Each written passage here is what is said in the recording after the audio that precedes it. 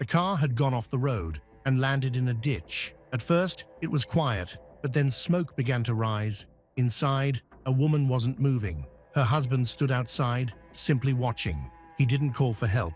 Malcolm John Webster was born on April 18, 1959, in Wandsworth, Greater London. On the surface, his background appeared stable, even enviable. His father, Alexander Robertson Webster, held a high-ranking position within the Metropolitan Police, serving as a detective chief superintendent in the fraud squad. His mother, Odette Blewett, had once worked as a nurse, but gave up her profession to raise their children behind closed doors. However, the family home was governed by unrelenting discipline and an unsettling set of rules. Alexander ran the household with absolute control.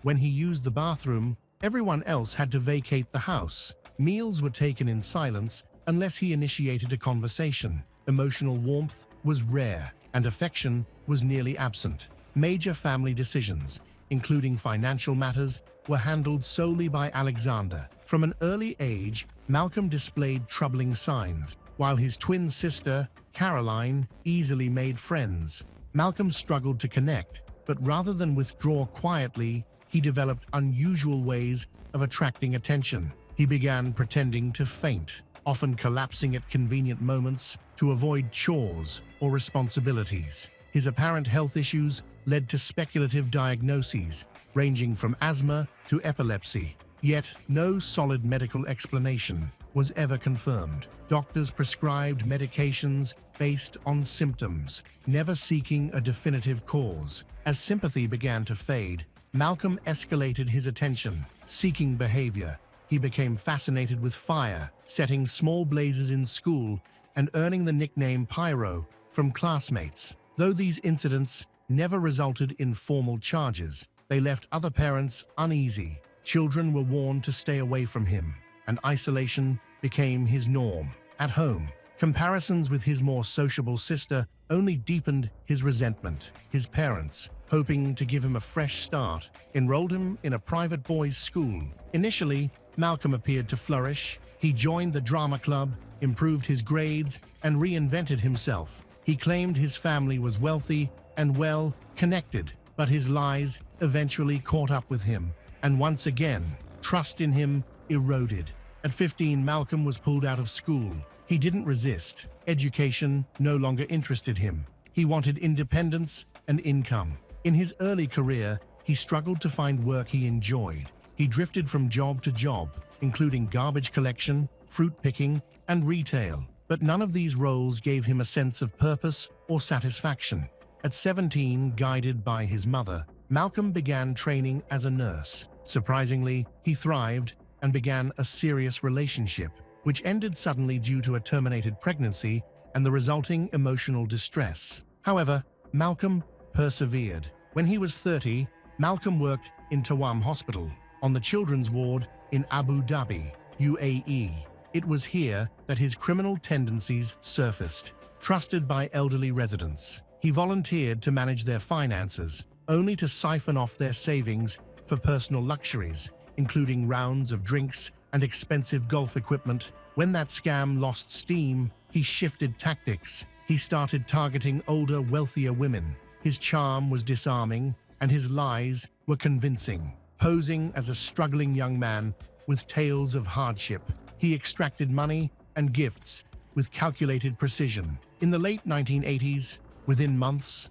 3 children with special needs died under his care. Each suffered sudden cardiac arrests. There were no signs of illness beforehand, no medical warning signs. Though no autopsies were conducted, whispers began circulating among the staff. But in a region where autopsies were culturally discouraged, no investigations followed. Malcolm simply left the country without consequences. Back in the UK, he resumed his life as though nothing had happened. He found work as a nurse and began cultivating his social image once more. At a party, he met a woman named Claire Morris. She was born on December 26, 1961, just 2 years after Malcolm. She grew up in a secure, affluent household and had a younger brother named Peter Morris. Claire was the kind of person who lit up a room, outgoing, confident, and full of energy.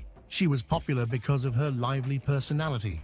One evening, she met Malcolm at a party, and he was immediately drawn to her charm. Claire represented everything he admired: warmth, vitality, and a strong sense of self. The two struck up a conversation and quickly began spending time together. On the surface, their relationship progressed naturally, but beneath the surface, doubts quietly stirred.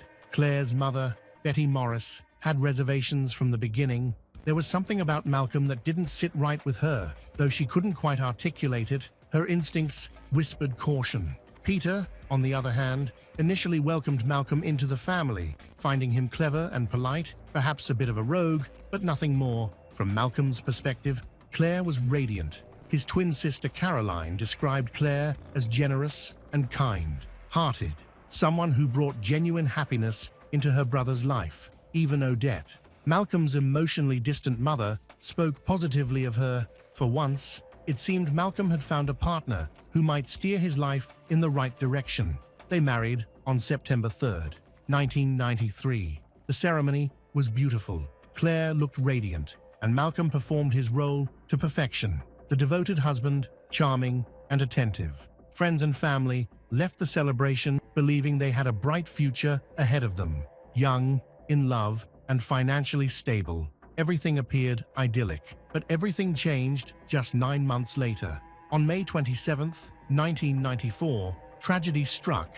Malcolm and Claire had been driving along a quiet rural road, with Malcolm at the wheel and Claire beside him. According to his account, a motorcyclist suddenly appeared on the wrong side of the road, forcing him to swerve. He claimed to have overcorrected, sending the vehicle into a ditch. Moments later, the car burst into flames. Malcolm escaped. Claire did not. He was taken to hospital and kept under observation for a week. He complained of pain, appeared emotionally broken, and wore a neck brace. But scans and medical tests showed no significant injuries. There were no broken bones, no burns, and no smoke inhalation. His physical condition was inconsistent with the violent wreckage he described. At Claire's funeral, Malcolm appeared inconsolable, barely able to speak. Peter held his hand throughout the ceremony, unaware that the man he was comforting would later spend Claire's life insurance payout, £200,000, an enormous sum, in 1994 on a £30,000 yacht, a new Range Rover, and other lavish expenses. The money vanished quickly. Questions began to surface. Why hadn't Claire managed to escape the car, as Malcolm had investigators confirmed that while the car had veered off the road, the crash hadn't been severe. It wasn't traveling at high speed, and the damage didn't suggest a violent impact. The fire's origin remained unknown. Even more troubling was that when Malcolm phoned for help, he told dispatchers the vehicle was empty. Despite his wife being inside, he never mentioned Claire. Despite these troubling details, no formal charges were ever brought. The case was closed, and Malcolm's life continued undisturbed by suspicion. Behind the scenes, he had already moved on. Soon after Claire's death, Malcolm began a secret affair with Geraldine Oakley, a hospital IT manager. Publicly, he was a grieving widower trying to rebuild his life. Privately, Geraldine began noticing unusual behavior. Malcolm talked about Claire's death in unsettlingly clinical terms, often circling back to whether a second autopsy would be ordered. His cold fascination with the topic disturbed her deeply. Geraldine confided her concerns to a consultant pathologist. She feared there was more to Claire's death than anyone realized. Eventually, unable to reconcile her suspicions with their relationship, Geraldine walked away. Unfazed, Malcolm shifted locations once again. By 1995, he was living in Saudi Arabia. There, he connected with a woman named Brenda Grant over the phone. They eventually met in person a few times, but the friendship ended abruptly when, according to Brenda, Malcolm offered her illegal substances, an offer she firmly declined. After his stay in Saudi Arabia, Malcolm relocated once more, this time crossing hemispheres entirely and settling in New Zealand in the mid-1990s. No longer working as a nurse, he presented himself as a computer specialist. At a dinner party that month, he met Felicity Drum, a bright, outgoing cancer nurse. She was intelligent, well-spoken, and 3 years younger than Malcolm. Her personality was magnetic, polished, lively, and full of warmth. For a man like Malcolm, she was the perfect mark. He played the role to perfection, attentive, affectionate, and emotionally present. To Felicity, he seemed sensitive and grounded, often speaking of life's fragility and how important it was not to waste time. Within months, they were inseparable. By January 1997, Malcolm had proposed. They married that April in Auckland, and for their honeymoon, they retreated to the idyllic Bay of Islands. But amid the calm beaches and scenic beauty, a far darker undercurrent began to emerge. Felicity later recounted one disturbing episode from the trip. She drank a cup of tea, prepared by Malcolm, and fell into a deep, unnatural sleep that lasted nearly 36 hours. It wasn't a one-off. In the months that followed, she experienced troubling health issues, double vision, unsteadiness, periods of confusion, and extended bouts of sleep, all suspiciously occurring after eating or drinking something provided by her husband. When she raised her concerns, Malcolm dismissed them as stress-related. Doctors were consulted, but none could pinpoint the cause. Tests showed abnormal liver function, usually associated with substance abuse or medication toxicity, neither of which applied to Felicity, who lived a healthy lifestyle. Still, Malcolm continued preparing all her meals, always at her side, always in control. Their home life soon took on a sinister pattern. Fires began to follow them. One broke out at Felicity's parents' house while the couple was staying there, another at a rental cottage, and a third at a property they were considering purchasing. These accidents left Felicity uneasy, but she brushed them off until Malcolm encouraged her to take out a life insurance policy. She agreed. In 1998, they welcomed a son. From the outside, it looked like a happy family. Malcolm was attentive, affectionate, and often seen doting on his child, but his affection masked a growing deception. In early 1999, Felicity and Malcolm planned to purchase a home in Auckland. Malcolm repeatedly stalled the payment, claiming the funds from a UK bank transfer hadn't cleared. As the February 12th deadline approached, the pressure mounted. That day, Malcolm and Felicity headed to the bank together. During the drive, Malcolm began complaining about the car's steering. Then, without warning, the vehicle veered across 2 lanes and slammed into a ditch. Felicity grabbed the wheel in panic and found it responsive.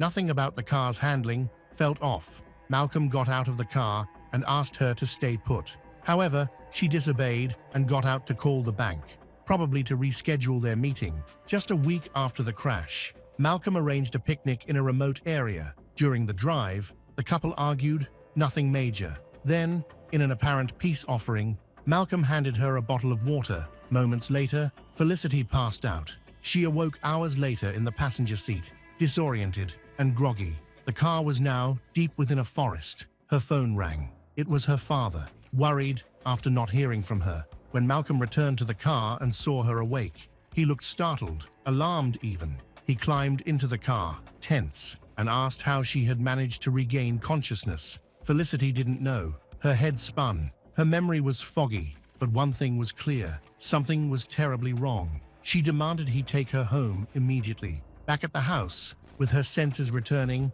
she started asking questions. Why had they been in the middle of the forest? What had caused her to pass out? Malcolm dodged her inquiries. Then he suddenly clutched his chest and claimed he might be having a heart attack. He rushed off, allegedly heading to the hospital. Hours later, he returned with an astonishing announcement. Doctors had diagnosed him with leukemia, but this was no cry for help.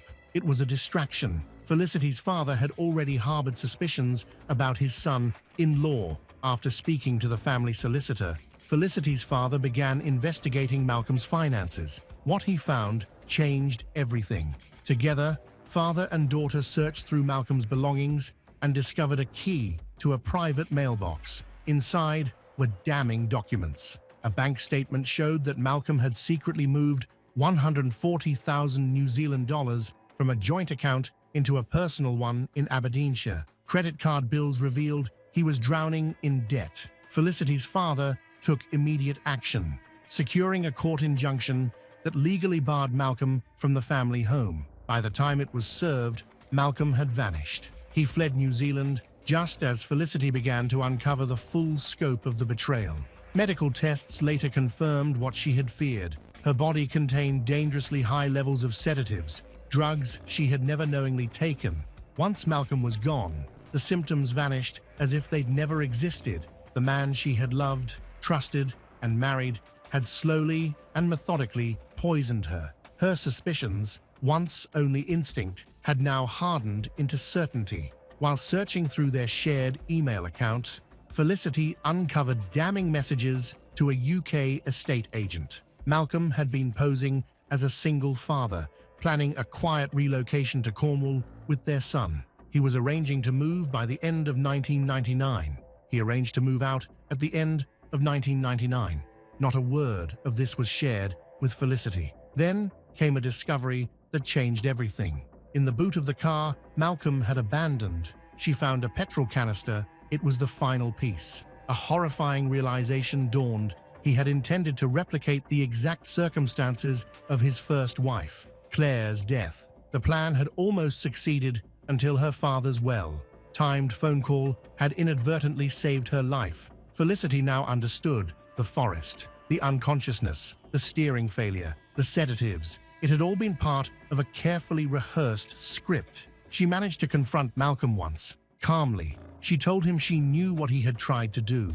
His reply chilled her to the bone. "You would have died happy." That sentence shattered any lingering doubts. Malcolm hadn't just deceived and manipulated her. He had plotted her death with methodical precision. For Felicity, the illusion was destroyed. She now knew she had married a murderer. She went straight to the police. In July 2000, New Zealand authorities issued 4 arrest warrants against Malcolm Webster. The charges were severe, including arson, drugging his wife, and administering substances with intent to cause harm. But Malcolm was already gone, having fled the country before he could face justice. From that point on, he was officially a wanted man. As the investigation unfolded, more details emerged. Felicity had only been aware of one life insurance policy, but Malcolm had secretly forged 8 more, with a combined value nearing $2 million New Zealand dollars. His motivation had always been clear: control, deception, and financial gain, no matter the cost. What he did next was true to form. In 2000, Malcolm slipped back into the United Kingdom.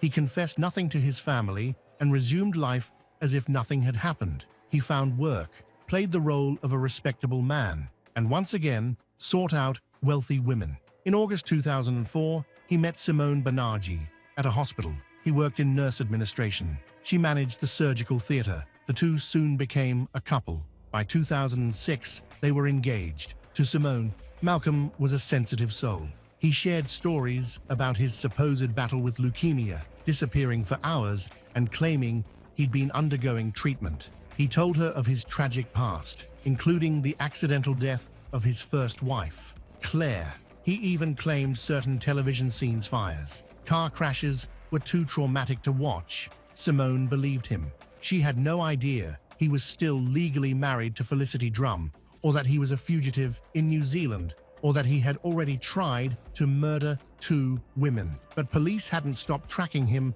and found him living openly in Aberdeen under his real name. Simone might never have learned the truth had authorities not contacted her directly, warning her of the grave danger she was in. At first, she refused to believe it, but when she confronted Malcolm, he turned pale, packed a bag, mumbled an apology, and walked out. Malcolm Webster was arrested in July 2007 in Scotland. The investigation, known as Operation Field, became an international effort involving over 1,000 witness interviews across multiple countries. Prosecutors charged him with the murder of Claire Morris, the attempted murder of Felicity Drum, and attempting to marry Simone Banerjee under false pretenses to gain access to her estate. As part of the reopened case, Claire's body was exhumed. Forensic analysis revealed that, like Felicity, she had been heavily sedated before her death. This confirmed what many had suspected.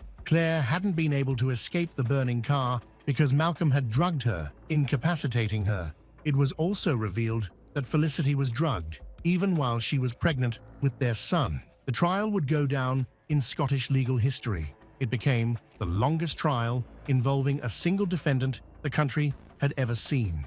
In May 2011, Malcolm Webster was found guilty on all charges. On July 5, 2011, he was sentenced to life in prison with a minimum term of 30 years. Simone later described herself as lucky to be alive. The courtroom testimonies painted a portrait of a man who used trust as a weapon, staging car crashes, setting fires, poisoning those closest to him, and weaving webs of lies for profit. Psychologists diagnosed him with narcissistic personality disorder, manipulative, deceitful, and utterly lacking in empathy. Even after his conviction, Malcolm refused to accept responsibility.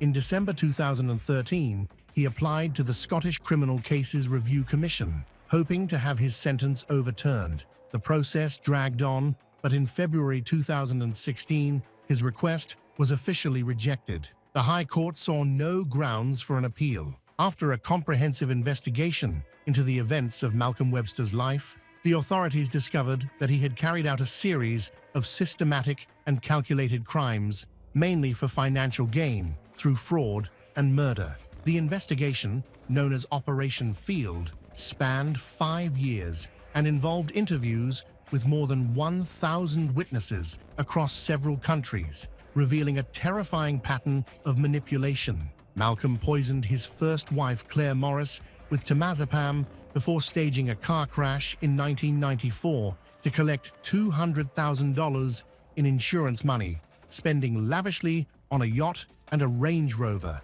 He continued to poison his second wife, Felicity Drum, even when she was pregnant, and forged 9 insurance policies worth $750,000 while also setting 3 fires at her parents' home, a rented house, and a property he intended to buy. Authorities also discovered that Malcolm had attempted to enter into a sham marriage with Simone Banerjee to gain her wealth, with plans to drown her in a boat accident. He also had other relationships, including with Christina Willis, Anne Hancock, and a 15-year-old girl who ended up having an abortion, all of which he either deceived or exploited financially. In Abu Dhabi, Malcolm was suspected of injecting insulin to kill 3 children in his care, although evidence was lacking due to a culture that discouraged autopsies. He had lied about having cancer as a teenager, foreshadowing a decades-long scam.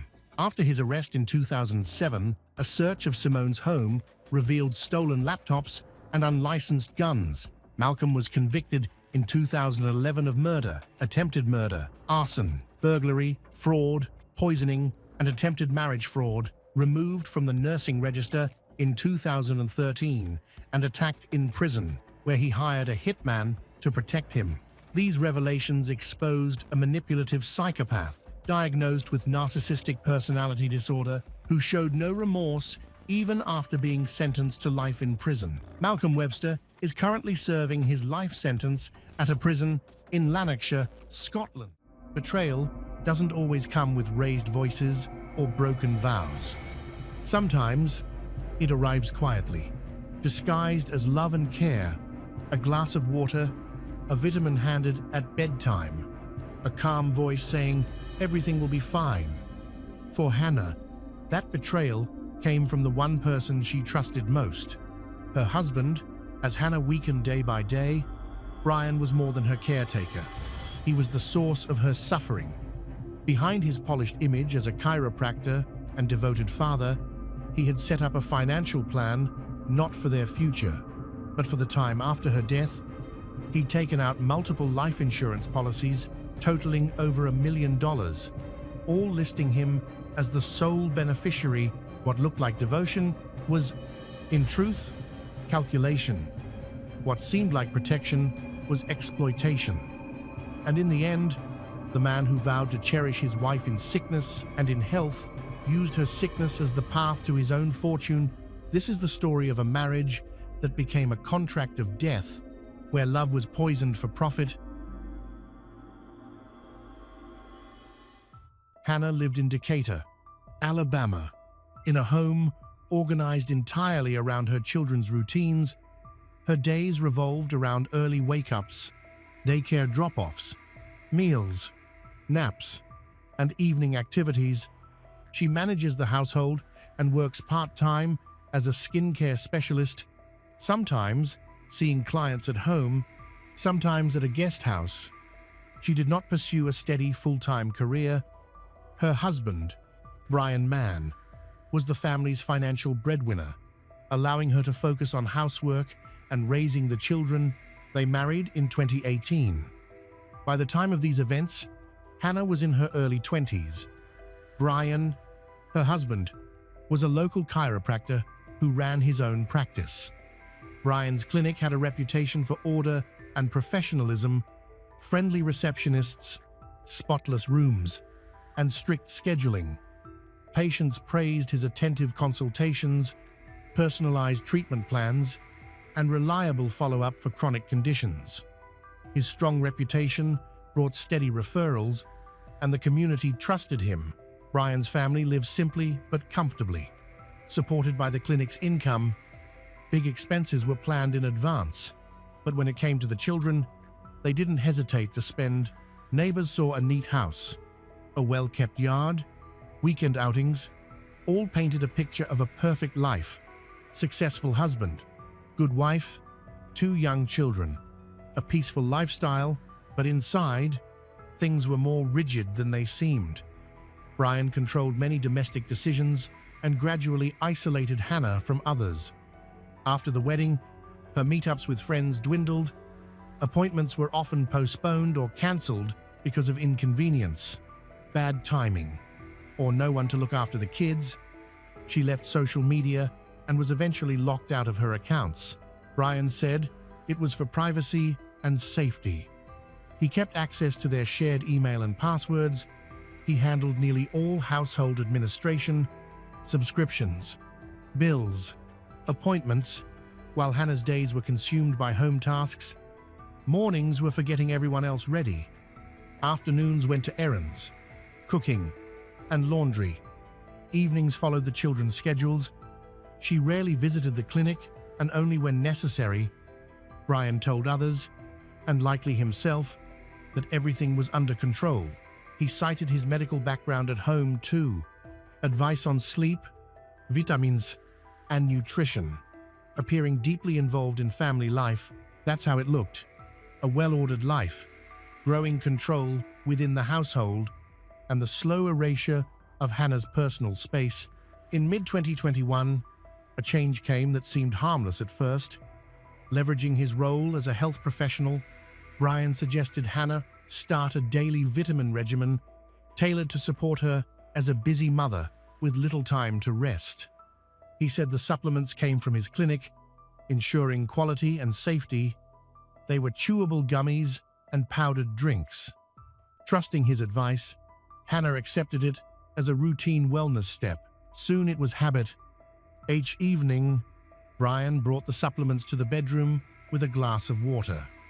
If she forgot, he gently reminded her, stressing consistency and promising benefits with regular use. His persistence looked like care. A few weeks later, Hannah began to notice slight changes in her body. Fatigue, dizziness.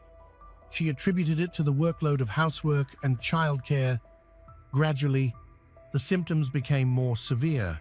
Back pain, frequent stomach pain. Her diet hadn't changed, yet she was losing weight. By the end of summer, her clothes hung loosely. Even though she hadn't tried to slim down, Brian stayed calm. As Hannah's symptoms emerged, he told her that her body was adjusting to improved nutrition, that any side effects were temporary, and that she would feel stronger within a few months. He spoke with absolute confidence, drawing on his medical background. Hannah wasn't alarmed. Her symptoms developed slowly, without any sudden crisis. Occasional good days made her think she might be recovering. Even as her energy declined and her weight continued to drop, it was this period that laid the foundation for a health condition that quickly became serious and dangerous. By late summer, 2021, Hannah's condition had worsened significantly. Nausea set in, making it difficult to eat regularly. From September 2021 to January 2022, she lost nearly 40 pounds, dropping to about 84 pounds. Even doing daily housework left her breathless and exhausted. Standing in the kitchen for long was hard. She felt dizzy and had lower back pain. Stairs exhausted her. Eventually, she struggled to stay balanced and began using a rolling office chair to move around the house to reduce strain and avoid falls. Nighttime muscle cramps increased, and her sleep became shallow and restless. Despite Hannah's obvious decline in health, Brian discouraged her from seeking medical attention. He insisted he could manage her routine himself and framed her symptoms as the stress of parenting, seasonal fatigue, and lack of sleep, saying they didn't require professional attention. At the same time, Brian tightened control over the household. He decided when Hannah should rest, reminded her to take the supplements he provided, and personally brought her water to keep her on his schedule. He recommended at-home remedies, more rest, hydration, and light stretches, demonstrating them as safe and effective. He stayed soft-spoken and attentive, projecting care. By late fall, fatigue overshadowed everything else. Lifting her son and daughter became difficult. Hannah often asked them to wait while she sat to catch her breath. She had to spread out chores. Simple tasks took hours. By December, the contrast between how she looked and how she felt was clear. Her clothes hung loose and her face looked sunken. Yet her temperature was normal. Adding to the confusion, she knew she was getting worse but couldn't understand why. Her diet and workload hadn't changed. By early January 2022, Hannah was in crisis. Standing caused sudden weakness and brief vision blurring. Eating was a struggle. Food sometimes repulsed her, and a few bites could trigger nausea. Moving around without support became dangerous. She relied on the rolling chair to get from room to room. Still, Brian remained steadfast. He kept saying, "The worst is over," insisting she just needed more time to recover. He stayed calm, managed details, issued reminders, and spoke with unwavering confidence. When Hannah's condition became life-threatening, she did not seek help on her own. Her mother, visiting occasionally, recognized the danger and decided to act without telling Brian. Hannah could barely walk, so her mother helped her dress and guided her to the car. On the way to the hospital, Hannah said little, mostly describing abdominal pain and extreme weakness. At the University of Alabama Hospital emergency room, her mother immediately told staff that her condition had been deteriorating for months without medical care. Doctors began by checking the basics: weight, blood pressure, temperature, and heart rate. The results were alarming. Hannah's weight was dangerously low. Her pulse was weak, and her blood pressure was unstable. Physicians initially considered a broad range of causes, from chronic conditions to serious systemic illnesses, and ordered extensive lab tests and diagnostic procedures. Blood work revealed a critical finding. Hannah's blood lead level was about 80 micrograms per deciliter. For comparison, anything above 10 is medically concerning. Her level posed an immediate, life-threatening risk. Additional tests showed signs of internal organ distress, and she soon developed acute respiratory failure. Doctors placed her on a ventilator to support her breathing. Imaging scans revealed fine, metallic-like particles throughout her tissues. Lead deposits accumulated over time from ongoing exposure rather than a single event. This chronic exposure explained her gradual symptoms and the sudden crisis. Once her condition became critical, her health declined so quickly that doctors induced a medical coma to reduce physiological stress and prevent permanent damage. Treatment began immediately with chelation therapy to bind and remove the lead. Progress was slow and required continuous monitoring. Hannah remained hospitalized for nearly 2 months. During that time, the team stabilized her breathing, improved her vital signs, and lowered her blood lead levels. Still, the damage from prolonged exposure was evident, and full recovery was unlikely. Doctors emphasized that even a 1-day delay might have been fatal. Hannah's survival ultimately hinged on her mother's decision to act, breaking from the family's usual pattern and enabling a timely diagnosis and urgent treatment. Once the diagnosis was confirmed, the hospital notified the Morgan County Department of Human Resources, which then alerted state investigators in Alabama. Specialists in toxic metal exposure took the case. Their first step was to test Hannah's family home for environmental sources of lead. They began in the kitchen and bathrooms, collecting water samples from every faucet and removing filters for analysis. They documented the condition of the plumbing and dishware used for food and drinks. Investigators also collected paint chips from older surfaces, dust samples, and soil from outside. They reviewed pantry items, including foods and nutritional products given to the children. Brian cooperated, pointing out the vitamin supplements Hannah had been taking from his clinic. He also suggested fast food as a possible source of exposure. Investigators documented his comments, but quickly ruled out that theory. With a blood lead level near 80 micrograms per deciliter, other cases would likely have appeared, yet no similar local incidents were reported.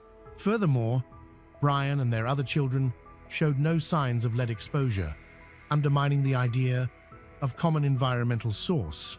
Initial lab tests of the home's water, paint, dust, pantry items, and nutritional products showed no hazardous lead levels or notable abnormalities. At this point, investigators had found no typical household source of contamination.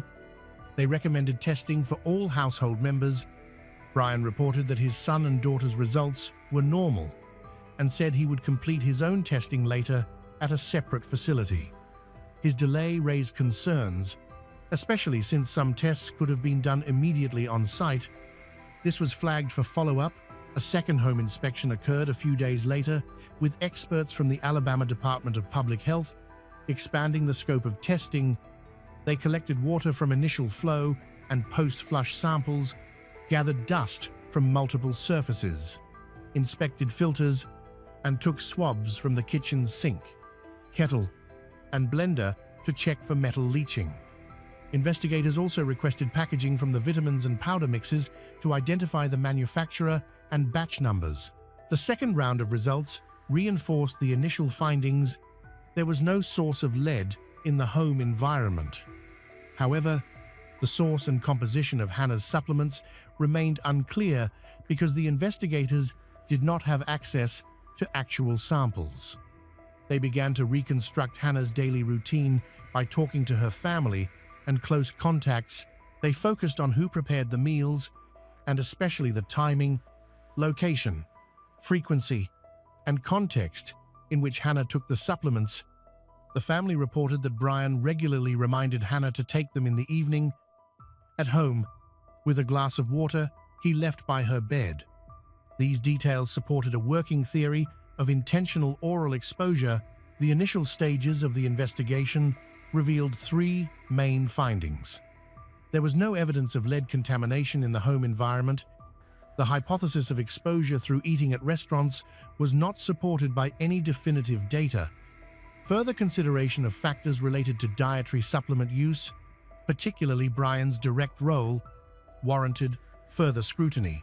As a result, investigators shifted their attention to Brian, verifying his statements and checking whether he had access to lead outside the home.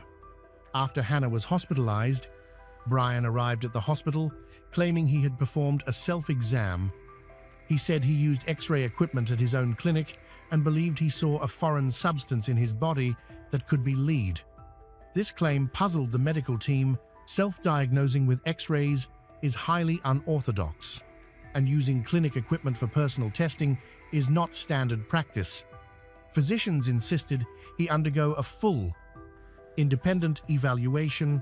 When Brian realized the hospital would conduct the tests, he became visibly anxious.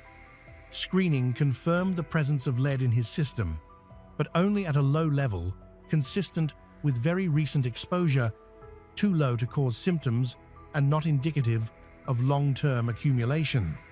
This is in stark contrast to Hannah's results, which showed clear evidence of prolonged exposure at high levels over several months. Experts concluded that Brian had likely ingested lead shortly before coming to the hospital to present himself as a fellow victim.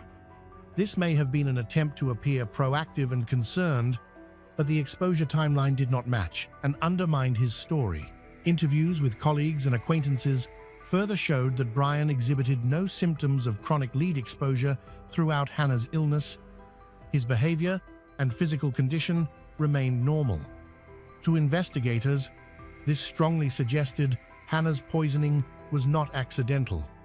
The pattern pointed to deliberate poisoning with no apparent risk to other family members. Brian's attempt to cast himself as a victim only deepened suspicion. Authorities believed he was trying to divert attention from the central issue, how lead had been entering Hannah's body over an extended period. In summer 2022, a contractor who had worked for Brian the previous year contacted investigators. He reported that in 2021, he had installed an X-ray room at Brian's clinic, lining the walls with lead sheets. After completion, leftover lead sheets and scraps remained. According to the contractor, Brian asked that the unused pieces be left behind, saying he would handle them. At the time, this seemed routine. Brian owned the clinic and had paid for the materials, but after learning of Hannah's diagnosis, the contractor reconsidered. He gave an official statement to police. Investigators compared his account with Hannah's medical timeline and found a match. Her symptoms worsened markedly in August 2021. Shortly after the clinic renovation was completed, the dates aligned. Brian gained access to lead just before Hannah's prolonged illness began. This gave investigators a documented external source of the toxic metal separate from the family's home. The contractor on the clinic project provided a detailed timeline from start to final cleanup. He explained standard procedures. Leftover materials are either returned to the warehouse or disposed of safely. He did not see what Brian did with the remaining lead. He simply handed it to him at the clinic owner's request. Investigators obtained the service agreement, start and completion dates, and a full materials list, confirming both the timing and presence of lead-based shielding. Clinic staff reported that only Brian had keys to the X-ray room and that the post-installation cleanup occurred without the contractor. This timeline became central. In 2021, Brian had access to a real source of lead. While the contractor's statement did not explain how the lead was administered, it established where it came from and supported the theory of intentional exposure. As the investigation progressed, another key detail emerged. Hannah had multiple life insurance policies totaling about $3 million. All policies named Brian as policyholder and sole beneficiary. Because they were spread across several insurers, they were harder to detect and obscured the overall coverage. The first policy was taken out in 2020, and Hannah likely knew about it. In 2021, around the time her health declined, additional policies were added. Attempts to increase coverage by another $5 million were denied when applications were rejected. The timing of these expansions, coinciding with Hannah's worsening condition, strengthened the case for intent. The health questionnaires required for approval were especially important. They demanded proof of good health, and significant weight loss could trigger denial. According to Hannah, Brian pressured her to wear weighted ankle bands during weigh-ins to conceal her weight loss and make her appear stable, benefiting the applications. During medical consultations, Brian seemed more focused on policy limits and conditions than on diagnosis or treatment. Staff noted he repeatedly raised insurance technicalities as a priority. Hannah's insurance forms carried electronic signatures, which later became disputed. The defense claimed Hannah was aware and involved. She denied this, saying Brian had access to some of her digital accounts. Investigators focused less on the specific content of the forms and more on the broader questions: who initiated the applications, who stood to benefit, and how medical documentation was tailored to fit policy requirements. A review of the family's coverage revealed a red flag. Brian, the primary earner, had a relatively modest policy, while Hannah, who contributed less financially, was insured for far larger amounts. Typically, higher earners carry higher coverage. This discrepancy suggested potential financial misconduct and pointed to a clear motive. Hannah's death would have yielded substantial payouts to Brian. By trial, both sides had firm positions. The prosecution argued that Brian deliberately poisoned Hannah with lead to collect insurance benefits, supported by medical data, a detailed timeline, and extensive financial records. The defense tried to undermine the evidence, citing procedural issues. They emphasized that there was no direct proof of how the lead entered Hannah's system and urged the court to reject circumstantial evidence without definitive proof of the method of poisoning. Court proceedings began in June 2025 on an expedited schedule. The defense concentrated on the collection and storage of biological samples, noting that urine was sometimes collected in non-standard containers and handled outside proper laboratory conditions. They also emphasized two gaps: the incomplete chemical comparison between the lead found in Brian's clinic and the lead detected in Hannah's body, and the absence of the original supplement containers. The defense proposed alternative explanations, including accidental exposure. After hearing both sides, the court ruled the medical and procedural evidence admissible. It acknowledged procedural flaws that could affect how jurors weighed the evidence, but found they did not make it invalid. When witness testimony ended, the defense called no witnesses, arguing the prosecution bore the burden of proof. In closing, the prosecution presented a timeline. Brian obtained access to lead in 2021. Hannah's health declined soon after. No lead sources were found in the home. The theory of shared environmental exposure was weakened because no other household members showed contamination. The prosecution cited financial motive, insurance policies, and attempts to increase coverage, and medical analysis that refuted Brian's claim that he himself had been poisoned. The defense maintained that the evidence was circumstantial and lacked direct proof of how lead entered Hannah's system. After several hours of deliberation, the jury found Brian Mann guilty of attempted murder. The court ordered Brian held without bail, pending sentencing, and scheduled a trial for early August 2025. The judge outlined potential penalties, including life in prison, depending on the extent of harm to Hannah and the level of planning. At the August hearing, with Brian Mann already convicted of attempted murder using toxic substances, the prosecution sought the maximum sentence.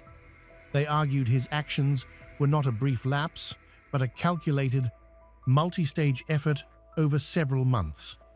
During this period, he hid Hannah's worsening condition from medical providers, delayed her diagnosis, and promoted a false narrative of a shared household source. The defense asked the court to avoid a life sentence, citing Brian's clean record, community standing, medical career, prior support for his family, Hannah's survival and ongoing treatment, and lingering uncertainty about his intent. In explaining its decision, the court found that the full body of evidence, medical records, financial documents, witness testimony, and investigative findings showed a deliberate conduct. The judge described the crimes as prolonged, causing irreparable harm, with lifelong consequences for Hannah. Brian Mann was sentenced to 25 years in state prison. with no parole eligibility for the first 20 years. The court also ordered restitution for Hannah's medical costs and emotional damages, with the amount to be set in a separate civil proceeding. The sentence did not restore Hannah's former life. Although her condition stabilized, the effects of severe lead poisoning were irreversible. Doctors reported lasting neurological impairments, chronic pain, persistent fatigue, and a need for lifelong blood monitoring. Some motor function returned, but she still required a wheelchair for long distances. Hannah's son and daughter were placed in the care of her relatives. The case drew a strong public response. Former patients of Brian's clinic were shocked and confused by the verdict. Shortly after his arrest, the clinic was closed. Authorities seized all medical equipment, including the X-ray machine, for forensic analysis. Brian's medical license was revoked, and the building was later put up for sale. Insurance companies tied to the case launched internal audits of policies associated with Brian. They introduced new risk assessment measures, such as stricter verification of medical information for high-value policies. For law enforcement, the case set a precedent. Toxicological evidence can establish intent even without recovering the substance's delivery method. Investigators emphasized that indirect evidence, backed by expert analysis and consistent witness testimony, was pivotal in securing the conviction. Hannah publicly thanked the medical team, investigators, and witnesses, saying their efforts likely saved her life. She did not discuss future plans, focusing instead on healing and caring for her son and daughter. The house, once filled with laughter, was now suffocating in a deadly silence. Coming home from school, Carmen could never have imagined that just a few steps through the door would shatter her entire world. On the bedroom floor, in the cold and narrow space, her 16-year-old daughter, Maria Jesus Troncoso, lay bound and barely breathing. With the last of her strength, Maria whispered a single word, the name of her attacker, Jorge. That final breath did more than break a mother's heart. It ignited a nightmare that spread through the city of Los Angeles, Chile. A murder that shocked the nation, a killer hiding in plain sight, and a question that lingers to this day. How could a girl so full of light and dreams meet such a cruel end?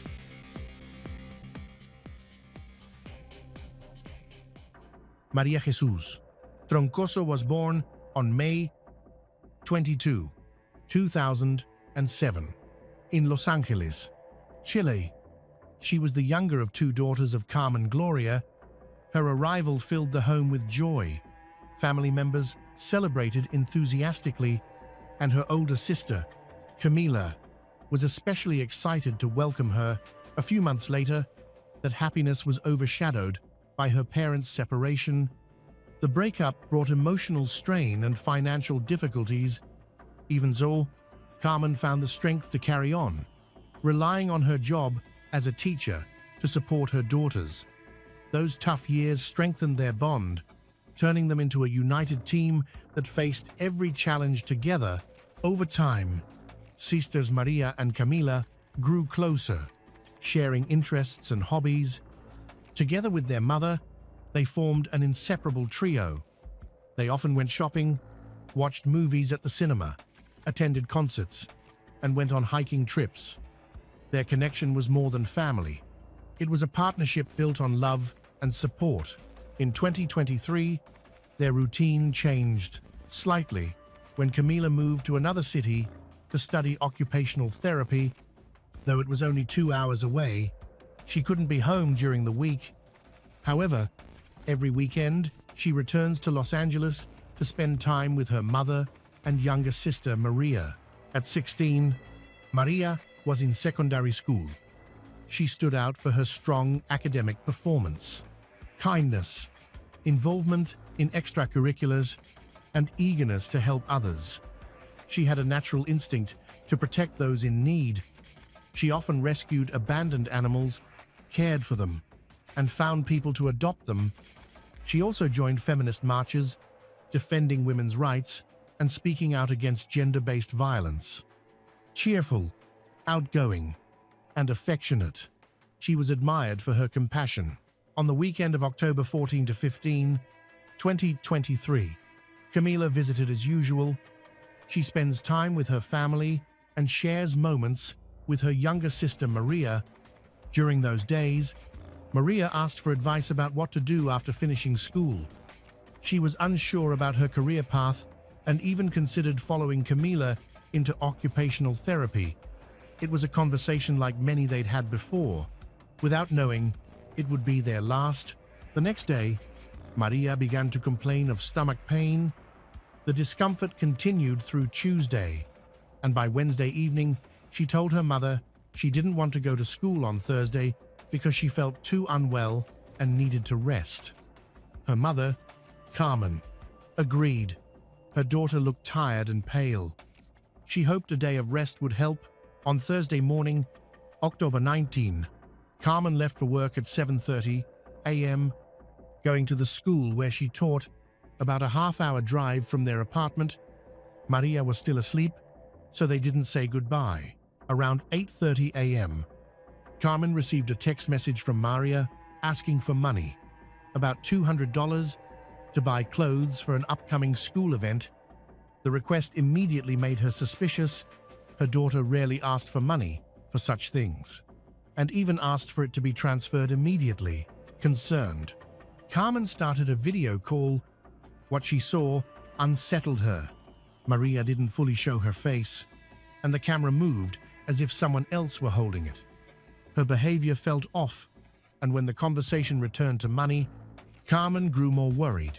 Carmen explained she didn't have the money at that moment, but Maria insisted she take it from the condominium funds.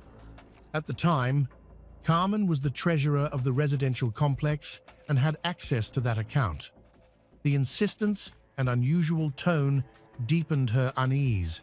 For Carmen, the suggestion to use condominium funds was the final red flag. Her daughter didn't know the balance of that account, and it was unthinkable that she would propose taking money that wasn't theirs. That request was completely contrary to Maria's character and went against the values Carmen had instilled in her daughters. The uneasiness in Carmen's heart kept growing. Trusting her instincts, she asked to leave her school duties and drove straight home. As soon as she walked in, the house felt unnaturally silent. She ran upstairs to the main bedroom, where Maria had spent the morning, opened the door, and was confronted with a devastating scene. Her daughter lay on the floor, wrapped in a blanket between the bed and the nightstand. In a panic, Carmen ran to Maria and found her daughter's hands tied behind her back and her ankles bound. Desperate, she began untying her and shouted for help. Maria was still breathing, but with difficulty, her chest rising and falling unevenly. In her final moments of consciousness, Maria whispered one word, identifying her attacker, Jorge. She then asked her mother to hold her. Carmen's cries for help echoed through the building, but almost no one responded. Only relatives of a man named Jorge Reboledo Martinez, who stayed at a nearby aunt's house, came forward. They were the ones who ultimately called emergency services. Shortly after, Jorge himself arrived, approaching calmly, asking what was happening, and offering help. Carmen, in shock and focused on saving her daughter, did not grasp the importance of the name her child had uttered. Paramedics arrived within minutes and tried to resuscitate Maria for more than half an hour, but they could not save her. Maria, 16, was pronounced dead at the scene. Carabineros officers arrived soon after, secured the area, and began collecting evidence. One fact was clear: Maria had been attacked in her own home. The attacker had either forced entry or been allowed in by someone she trusted.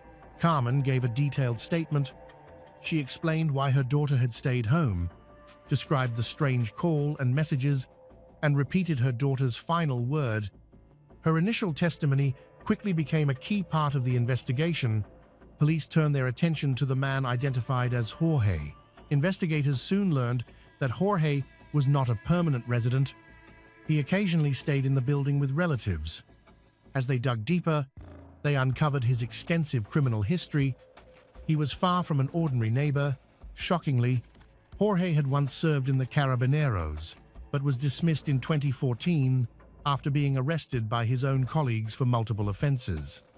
In the days after the murder, he was initially questioned as a witness. During interrogation, however, he confessed he had killed Maria. With his confession, he was immediately arrested and placed in preventive detention while the investigation advanced. A deeper review of his past revealed a pattern of violence and crime, convincing investigators that the tragedy in Los Angeles was not an isolated act, but part of long-standing, unchecked behavior. His record included arrests for simple assault, robbery with intimidation, and violent robbery. An officer involved in his previous arrest shared disturbing details. Most of his victims were women, and during a search of his room, police found several women's underwear among his belongings.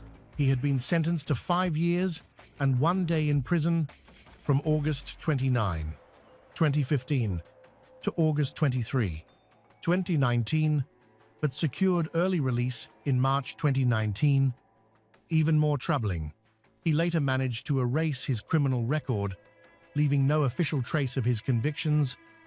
After his release, he maintained what authorities called an irreproachable conduct record, a technicality that allowed him to avoid scrutiny from neighbors and community leaders. In his initial statement about Maria's murder, Jorge gave a chilling account.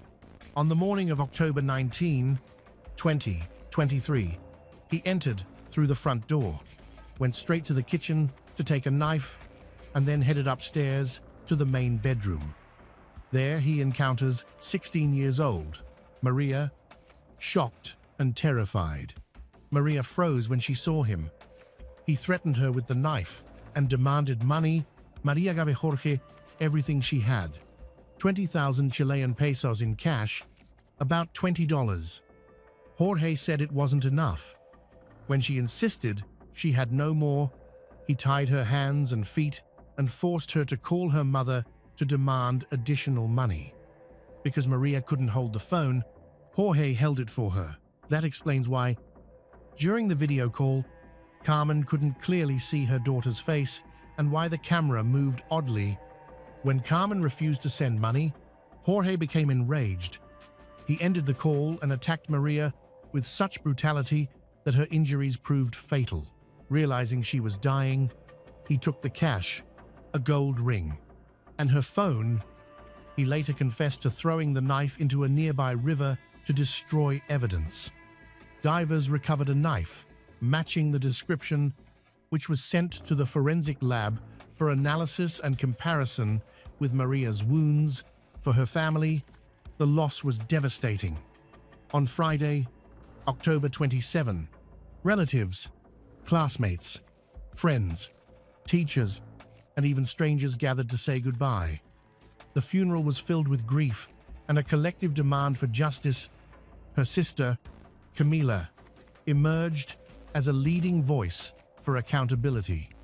She questioned how an alleged robbery could end in such a cruel killing. After his arrest, Jorge cooperated with investigators, handing over the clothes he wore that day and providing biological samples for comparison with evidence from the crime scene. Jorge was formally charged with robbery with homicide, and a court ordered his preventive detention during the ongoing investigation. Authorities set a 5-month investigation period, with a hearing scheduled for March 2024. Meanwhile, Maria's friends launched an online campaign calling for the harshest penalty, life imprisonment without parole or early release. The campaign gained traction, fueled by public anger over perceived failures in the justice system. Many asked, if this was only a robbery, why murder a teenager so mercilessly?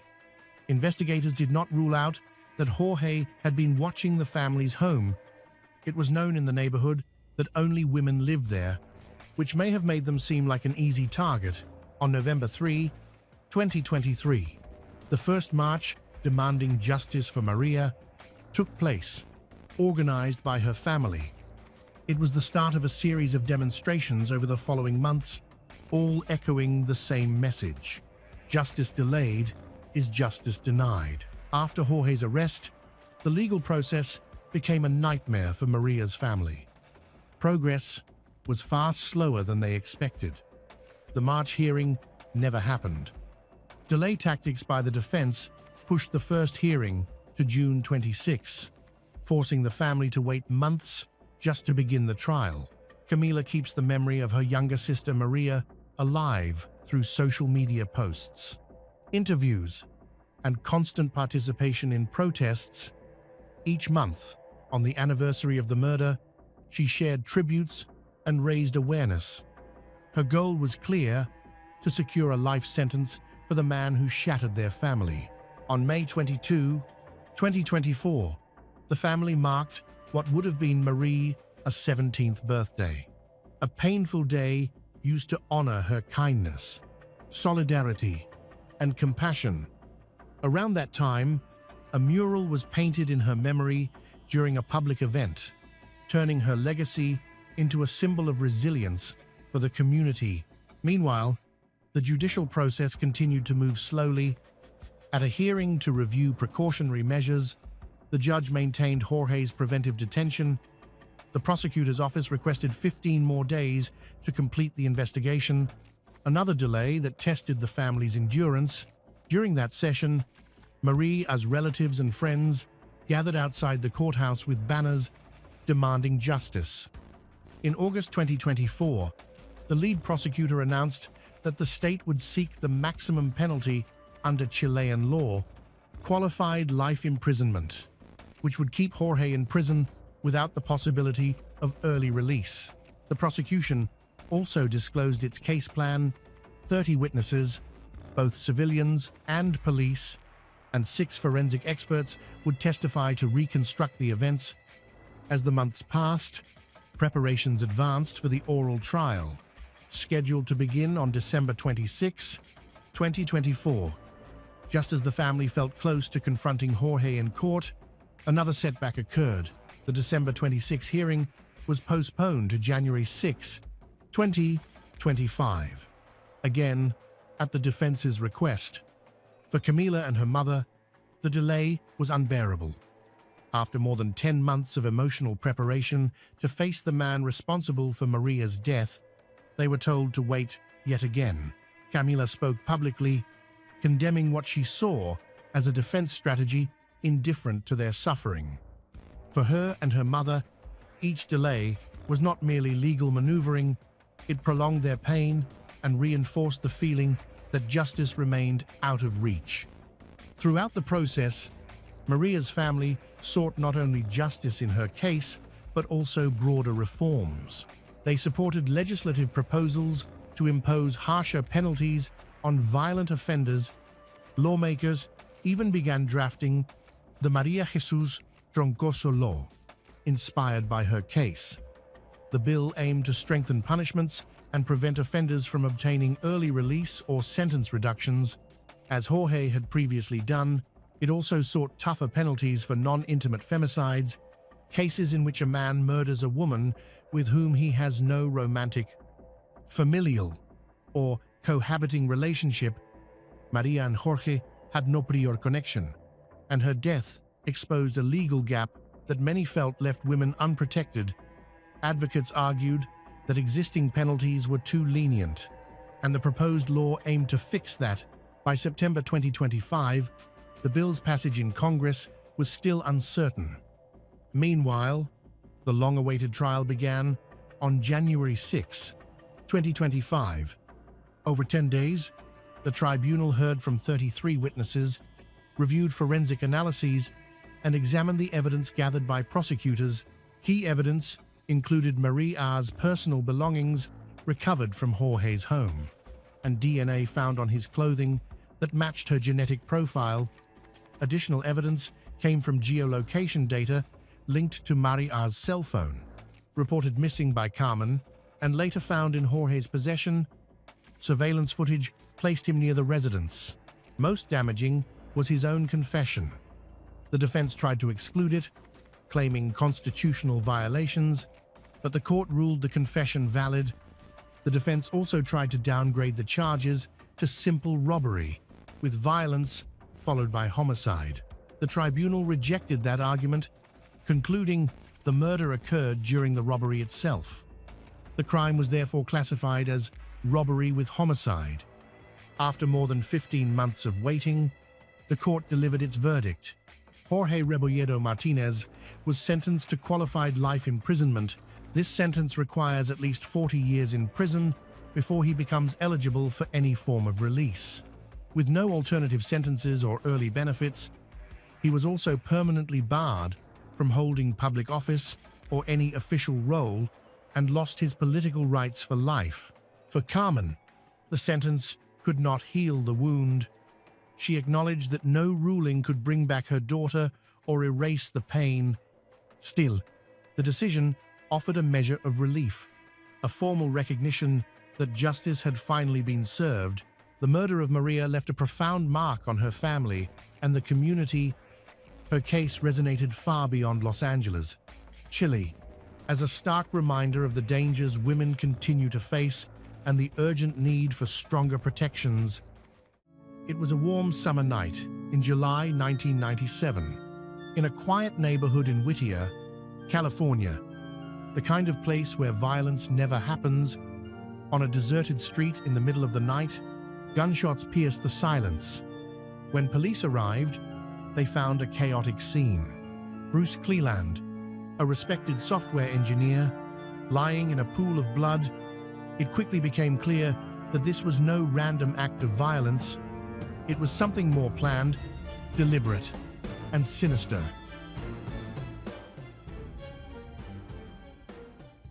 Bruce Cleland was born on March 31, 1954, in South Pasadena, California. He grew up in an affluent neighborhood with his older sister, surrounded by comfort and opportunity. Both of his parents were highly educated, financially secure, with strong signs of family wealth from earlier generations. From the outside, the Clelands looked like the perfect family: accomplished parents, well-raised children, and a bright future. Bruce was exceptionally intelligent from a young age. However, as a teenager, he discovered that his intelligence couldn't shield him from being treated cruelly. In 1968, he began attending South Pasadena High School, where his appearance and mannerisms made him a target for bullying. He was often teased and mockingly nicknamed Tiny Tim, after the entertainer known for his unusual voice and eccentric personality. For Bruce, the nickname cut deeper than just a jab at his slight build and soft-spoken voice. It symbolized how others saw him: gentle, awkward, and easy to dismiss. Yet instead of lashing out, Bruce endured the teasing with quiet resilience. He rarely showed anger and often coped by laughing at himself. His shy, reserved nature left him vulnerable. Throughout high school, he never dated, and his classmates thought he was weak. Still, he formed a small circle of close friends who appreciated his intelligence, kind personality. At home, his father, Harold Cleland, was his greatest supporter. The two shared a special bond, attending air shows and football games together, moments that gave Bruce a sense of belonging and strength. Romance intrigued him, but his lack of confidence kept him from pursuing relationships. Believing rejection was inevitable, he focused on academics instead. Science and technology became his refuge. Physics, mathematics, and computers fascinated him. His dedication paid off. By the time he graduated in June 1972, Bruce ranked among the top students in his class. He went on to attend Harvey Mudd College in Claremont, California, one of the country's most prestigious science and engineering schools.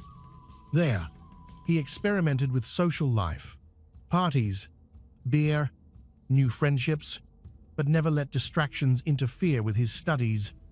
In June 1976, He graduated with a Bachelor of Science degree and soon entered Stanford University, where he earned his master's degree in 1978. With his education complete, Bruce launched a successful career. He first worked at General Electric in San Jose, California, before later joining TRW as a software engineer. His projects were highly technical and sometimes involved classified contracts with the United States military. In 1987, Bruce transferred within the company and relocated to Redondo Beach. By then, he was earning over $100,000 a year, a remarkable salary at the time. Yet despite his income, Bruce lived simply. He drove modest cars, avoided luxury, and invested carefully in savings and stocks. For him, practicality always outweighed status, and by the late 1982, he had quietly built substantial personal wealth. Colleagues admired Bruce for his discipline and frugality. Every decision he made, whether financial or personal, reflected a thoughtful, methodical character. By the 1992, he was in his 40s, financially secure, and respected in his field. The shy teenager, once mocked in high school, had grown into a man with stability and confidence. Yet in matters of the heart, Bruce still seemed paralyzed. Years of solitude and inexperience left him uncertain and hesitant when it came to love. All of that changed in late 1995. That year, Bruce met a woman who would alter the course of his life, Rebecca. Their paths crossed at a local swap meet where Rebecca was selling spices. For Bruce, who had never been much of a dater, the encounter was electric. Captivated by her beauty and charm, he clumsily tried to impress her, even offering the idea of a job at an IT company. Rebecca handed him her resume. Soon afterward, Bruce called her. A relationship began. From the start, Rebecca's intentions appeared unusually direct. Within a week of meeting, she suggested marriage. For Bruce, who had never experienced such attention from a woman, the proposal was overwhelming yet deeply flattering. Eager for love, he agreed. Stepping blindly into his first serious relationship, Rebecca wasted no time. She introduced him to her 5-year-old son, claiming she had no contact with the boy's father and did not even know his identity.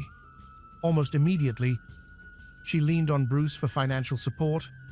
Complaining about her living situation, she accepted his offer to rent her an apartment. Bruce furnished it, covered expenses, and even bought her a car. At first, it was a used Honda, but soon he upgraded it to a new Toyota after her persuasion. Over time, the requests grew bolder. Cosmetic surgery, jewelry, even a boat. For Bruce, who had spent years carefully saving, generosity felt like love. For Rebecca, it became a test of how much she could extract. Rebecca insisted on waiting until marriage for physical intimacy, something he interpreted as a sign of morality and self-respect. She claimed she had only ever been with one man, the father of her child. To Bruce, this made her unique, someone worth protecting and sacrificing for. When it came time to choose an engagement ring, Rebecca selected an extravagant diamond worth $10,000. Despite his normally cautious nature with money, Bruce eagerly paid. Soon after, she set her sights on a 4-bedroom house near Los Angeles, priced at $350,000, an enormous commitment for the mid-negative 1,990 seconds. Bruce purchased it, believing it was a gesture of love and security. They had a wedding in October 1996, but Rebecca wanted more. She envisioned a lavish church ceremony in January 1997, one she felt would showcase her true worth. Until then, she suggested that she and her son move into the new house, while Bruce wait until the church wedding before joining them. To Bruce, This seemed like a sign of tradition and respect. In reality, Rebecca had already discovered his greatest weakness, his innocence. She knew he was inexperienced with women, defenseless against manipulation, and utterly flattered by her attention. What Bruce saw as love, Rebecca quickly turned into leverage. But who was Rebecca, really? Her story had begun long before she ever met Bruce. Her mother, Lucy, grew up in Mexico, where she endured abuse that led to an early pregnancy. Pressured by her family to marry her abuser to avoid shame, Lucy entered a doomed marriage plagued by instability and poverty. Seeking escape, the family eventually immigrated to the United States, hoping for a better life. On August 15, 1969, Rebecca Salcedo was born in California, the third daughter in a family already marked by hardship. Her father abandoned the household when she was still a child, leaving her mother, Lucy, to shoulder the burden of raising three daughters alone. Years later, the family discovered that he had died, but by then, Lucy had long been forced into the dual role of provider and caregiver. Life in California was expensive, and though the extended family sometimes helped, money was always scarce. Eventually, Lucy remarried. Her new husband, Pedro Salcedo, accepted the girls as his own and tried to bring stability to the home. Still, Pedro was not wealthy, and the family's lifestyle remained modest, with every dollar carefully stretched just to cover essentials. Even with Pedro's support, Lucy's mental health began to unravel. Withdrawn and overwhelmed, she increasingly retreated from daily responsibilities. This left her daughters with little structure or guidance. Instead of a cohesive, supportive household, tension became the norm. The sisters quarreled constantly, competing against one another rather than working together. In this chaotic atmosphere, Rebecca quickly realized she could live without real authority over her. She came and went as she pleased, shaping her own rules. As Rebecca entered her teenage years, she embraced a lifestyle centered on attention, popularity, and freedom. Schoolwork became secondary. She preferred parties, shopping trips, and the thrill of being noticed.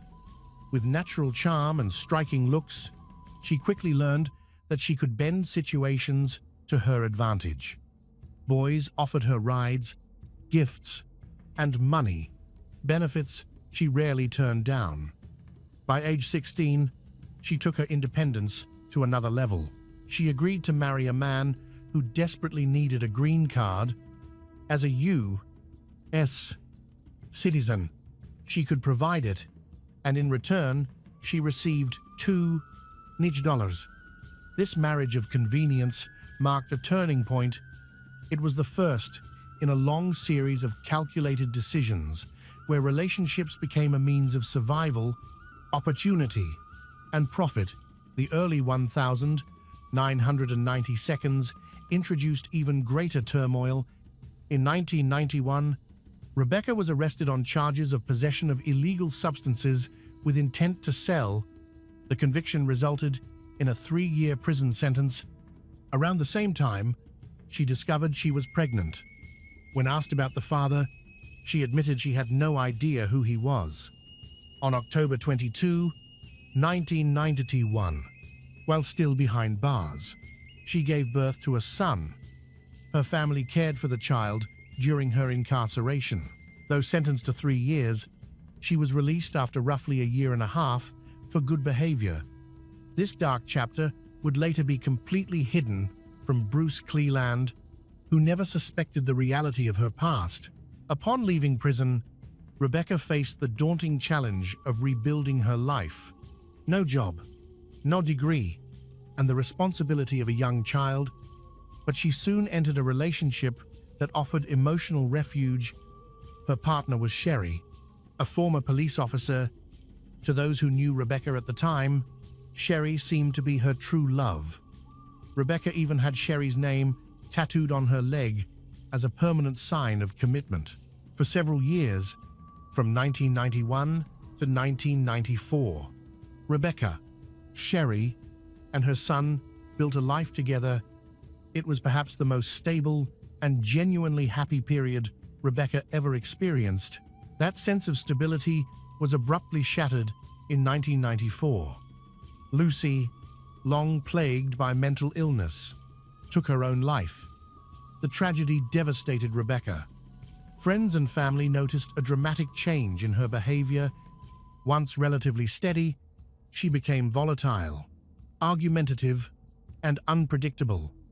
Her relationship with Sherry began to crumble under constant fights, infidelity, and Rebecca's return to partying. By the end of the year, the bond was broken.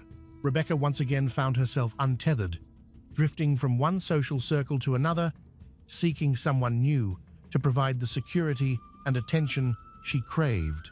It was in this vulnerable and unstable period that Rebecca crossed paths with Bruce Cleland. To her, Bruce represented something she had been seeking for years, a man who was gentle, trusting, and financially secure. She immediately recognized his naivety in matters of love and knew how to craft a persona that would appeal to him. She presented herself as principled, loyal, and morally upright. To Rebecca, Bruce was the perfect target, wealthy, inexperienced, and eager to please. Bruce, captivated by love, completely trusted Rebecca. He bought a house, looking forward to them living together. But the house quickly became a busy center of activity. Rebecca invited friends over frequently, hosted parties, and entertained men whom she introduced as cousins. Bruce never questioned her explanations. His deep trust, combined with his lack of relationship experience, left him unable to see what was happening right in front of him. In January 1997, their lavish church wedding finally took place, a ceremony designed to match Rebecca's ambitions and to project an image of perfection. To the outside world, they seemed like a success story. Bruce, the accomplished, intelligent professional, and Rebecca, the devoted young wife. But appearances were deceiving. At her bachelorette party, just days before the ceremony, Rebecca confided to friends that she didn't love Bruce at all. Her marriage, she admitted, was about one thing only: money. Bruce and Rebecca traveled to Hawaii for their honeymoon, but the trip only highlighted how fragile their union truly was. Even then, Rebecca could not hide her disdain. She called friends and ridiculed her new husband, describing her intimate life with him in cruel detail, saying it was the most humiliating experience of her life. Many hoped marriage might soften Rebecca, that with time she would grow into the role of a loyal partner, especially with a man as devoted as Bruce. He continued to shower her with kindness, patience, and loyalty, but Rebecca never even pretended to reciprocate. Once back from Hawaii, the thin facade of marriage crumbled entirely. Rebecca returned to late nights, wild parties, and lavish spending, burning through Bruce's money as though it were endless. Her infidelity was no secret. She saw other men openly, and while friends noticed, Bruce seemed unwilling, or unable, to confront the truth. Instead, he retreated into his work, spending less time at home and leaving Rebecca free to indulge in her desires. Within just 4 months of their wedding, the situation was irreparably broken. Rebecca began talking openly about divorce, boasting to her friends about the large settlement she expected to secure. What she failed to understand, however, was California's clear legal boundary. The fortune Bruce had carefully built before their marriage would remain his. Still, Rebecca pressed forward, determined to turn the marriage into profit. The first public cracks appeared in April when police were called to their home after a heated, loud argument spilled out of control. For Bruce, the tension and stress became unbearable. Naturally calm and soft-spoken, he was not a man prone to anger. but being forced out of his own home was a breaking point. He left the house and sought legal advice, slowly beginning to recognize what he had long denied. Rebecca's affections were never real. She was motivated purely by money. The division of assets after their split was not what she expected. Rebecca's dreams went up in smoke. Because Bruce had purchased his home and accumulated wealth before marriage, those assets were legally protected. The only amount subject to division totaled around $5,000, a devastating blow to her expectations. To Rebecca, it felt like an insult, yet she wasn't ready to let go. Even after their separation, she continued using Bruce's credit cards without permission. Designer clothing, glittering jewelry, nights at upscale restaurants, beauty treatments, and party expenses all found their way onto his statements. From the outside, Rebecca maintained the image of glamour and abundance. In reality, it was Bruce's steady paycheck that still fueled her lifestyle. Meanwhile, Bruce moved back into his parents' home. His attorney advised him to sever ties completely, to cut Rebecca off for good. But Bruce, hopeful to a fault, clung to the possibility that their marriage might be salvaged. Rebecca, ever calculating, sensed his weakness and dangled the idea of reconciliation. On the morning of Friday, July 25, 1997, she called him with a suggestion. Perhaps they could start over. To Bruce, it was the one thing he had longed to hear. That evening, they arranged to meet at the same restaurant where they had first gone on a date. Bruce picked her up, and by 9:30 p.m., they were seated together, sharing dinner. An hour later, they were back on the road. At Rebecca's urging, they stopped by her uncle's house, a man she often described as a father figure. The visit seemed ordinary, calm even. Around 1 o'clock a.m., they said their goodbyes and drove off. Rebecca was behind the wheel when their car pulled onto a quiet, isolated stretch of road. She suddenly claimed she needed to step out and check the tailgate. Bruce, sitting in the passenger seat, waited. Then, out of the shadows, a figure emerged. The stillness of the night shattered as gunshots rang out. Bruce was struck and scrambled out of the car, attempting to flee, but another shot tore into his back. He collapsed to the ground, helpless, as the killer closed in and delivered a final shot to his head. From the window of a nearby house, a woman named Virginia Selva caught a glimpse of the horror unfolding outside. Horrified, she immediately dialed 911. When police arrived, they found Bruce lying, lifeless, only feet from his car. Rebecca was seated near the hood, claiming she had been struck in the head and knocked unconscious, but detectives noticed something strange from the very start. Rebecca showed no panic, no tears, no shock. Instead, she calmly offered an explanation. It must have been a robbery. She even insisted that her diamond wedding ring had been stolen, yet investigators quickly noticed the inconsistencies. Her purse and cell phone remained untouched inside the car. Bruce's wallet, with cash inside, was still in his pocket. A medical examination showed she had no head injuries.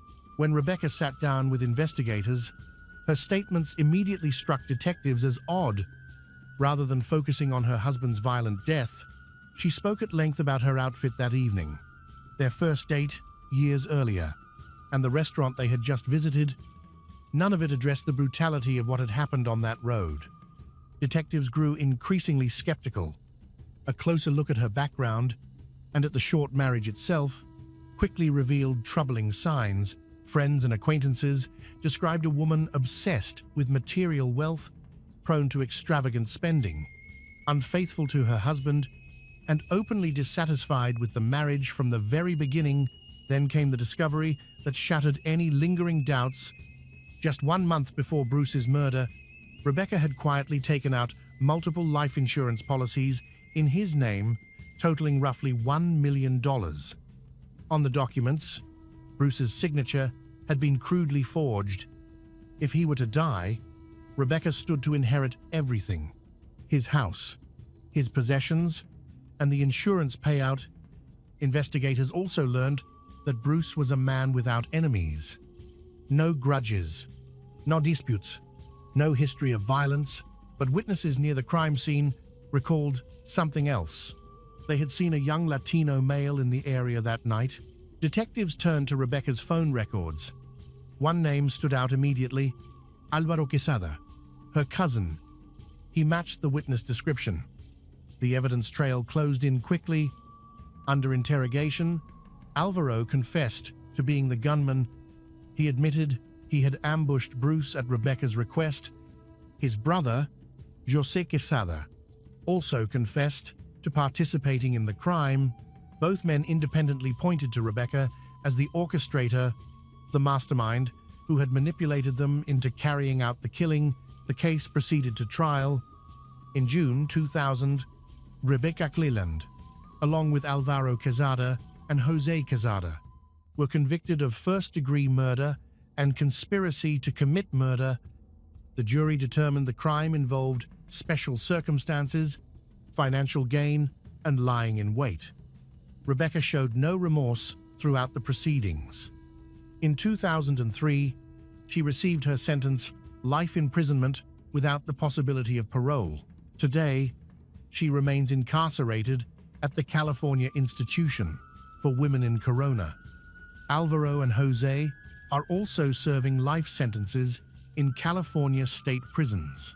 For Bruce's parent, the verdict provided accountability but little comfort. From the start, they had sensed something was wrong. They had pleaded with their son not to marry Rebecca, worried she cared only for his money.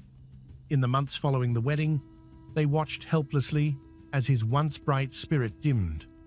Bruce eventually confided that he planned to file for divorce, but by then, Rebecca's plan was already in motion. Bruce Cleland's life had always been defined by quiet, determination, and deep kindness. First in his studies, then in his career, and above all, in the love he showed to family and friends. His murder at the hands of the woman he trusted most left everyone who knew him devastated. As his father later remarked with sorrowful certainty, "She planned it from the beginning." The story of Bruce Cleland remains a haunting reminder of how trust can be betrayed, how greed can corrupt love into something deadly, and how one man's simple, dignified life was stolen by someone who saw him only as a means to an end. In Mexico, a 14-year-old girl tragically lost her life after undergoing a cosmetic surgery she never asked for. Her name was Paloma. Her story has deeply resonated across social media, sparking critical debates about ethics, medical responsibility, and the limits of aesthetic procedures, especially when performed on minors who lack the legal capacity to give consent. A surgery, common in a society focused on looks, has turned into a case involving alleged cover-ups, conflicts of interest, and decisions that drastically impacted a family.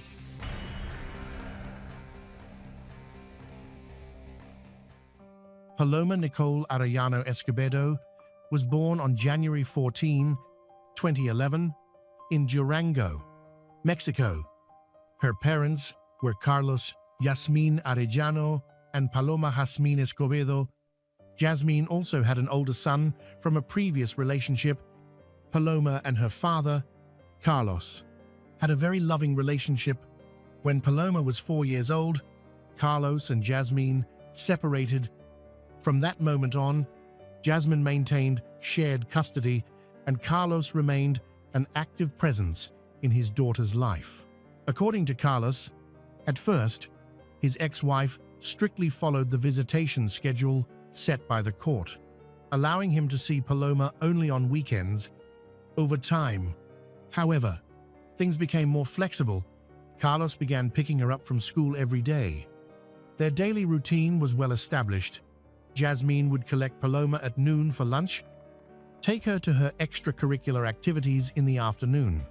and then Carlos would pick her up in the evening and take her home.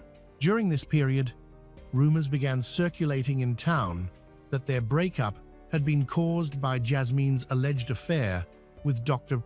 Victor Manuel Rosales. According to several accounts, when Victor's wife discovered the infidelity, she repeatedly confronted Carlos about it. Victor was a well-known figure in Durango. In addition to being a plastic surgeon, he was also the son of a former judicial official who had served as a judge in the Second Commercial Court of First Instance. Yet, a disturbing rumor had long shadowed his reputation, that years earlier, he had operated on his own mother, who allegedly died during the procedure. Jasmine and Victor soon made their relationship public, eventually moving in together. Victor became the stepfather to Paloma and her half-brother. Meanwhile, Paloma grew into a bright, cheerful, energetic teenager. She excelled academically, showed a natural talent for sports. In March 2025, she and her volleyball team won a school tournament, a victory that filled her with pride. Her intelligence, sense of responsibility, and leadership skills led to her election as class president. Friends, teachers alike described her as confident, kind, always smiling. To her father, she was an exemplary daughter. Everyone in Durango seemed to adore her.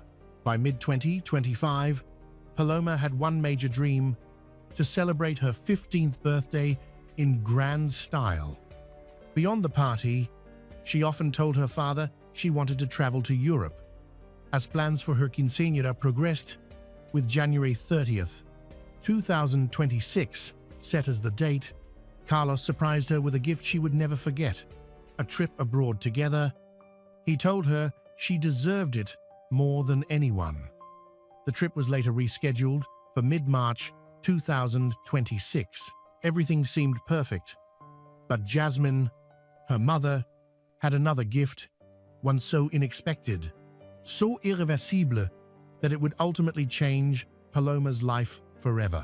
On Thursday, September 11th, Carlos received a call from his ex-wife, Yasmin, who told him that Paloma's school had contacted her, reporting that their daughter was feeling unwell and showing symptoms consistent with global respiratory disease. She asked Carlos to pick her up, but because he was busy at work, he asked Jasmine to handle it instead. Jasmine took Paloma to a nearby clinic to determine whether she had it or something else. Later that day, she called Carlos again, saying that Paloma had tested positive, even sending him a photo of the test result as proof. Not long after, Jasmine contacted him once more.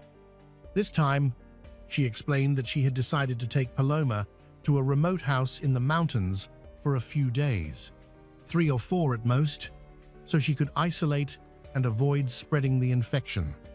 She reassured Carlos that everything was fine, but warned him they would be out of contact because there was no phone signal in the area.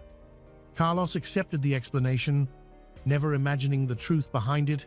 After the weekend, on Monday afternoon, September 15th, Jasmine called again, her voice tense and urgent. She told Carlos that Paloma had fallen seriously ill and had been hospitalized. Assuming they were still in the mountains, Carlos initially thought Paloma might have been bitten by an animal or had some kind of allergic reaction. Jasmine didn't offer many details, only telling him to come to the hospital immediately. When Carlos arrived, he found Jasmine standing outside the building.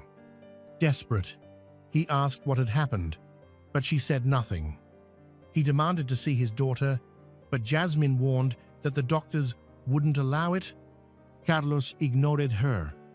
He told the staff at reception, and he was allowed to enter the intensive care unit. Inside, he was met with a sight that froze him in place.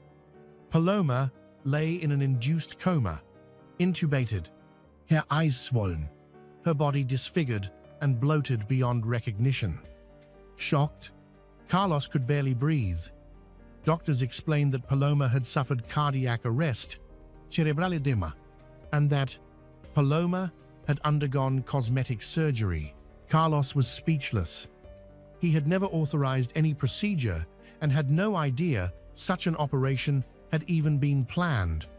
Then, everything began to make sense.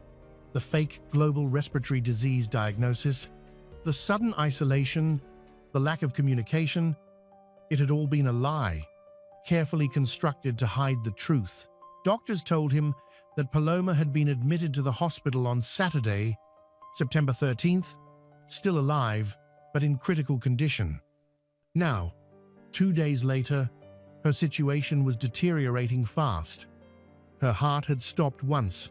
Her brain had been deprived of oxygen for too long. They were doing everything possible, but there was little hope. Carlos refused to leave her side. He spent every hour in the hospital, holding her hand, whispering to her, begging her to wake up. Outside, Jasmine and Victor, the surgeon and Jasmine's partner, remained distant, avoiding him completely. Days passed, but Paloma's condition didn't improve. The swelling in her brain was too severe, the damage irreversible. Finally, after multiple consultations and desperate prayers, Carlos faced the hardest decision of his life. On September 20th, after doctors confirmed there was no brain activity, he agreed to disconnect the machines, keeping his daughter alive. At 2:35 p.m., surrounded only by her father and medical staff, Paloma Nicole Arellano Escobedo passed away. She was just 14 years old. The wake was held the next day, September 21st. Family members, classmates, teachers, and volleyball teammates came to say goodbye. In a gesture that Carlos would later describe as impossible to comprehend, Dr. Victor attended the funeral, silent, emotionless, offering neither an apology nor an explanation. On the same day, an autopsy was performed on Paloma's body. Even though it had already been handled by the funeral home, the preliminary report confirmed cerebral edema and lung damage consistent with surgical complications, but for Carlos, the nightmare was only beginning. He feared the influence, power that Dr. Victor wielded, both through his professional connections and his family's judicial background. His fears proved valid.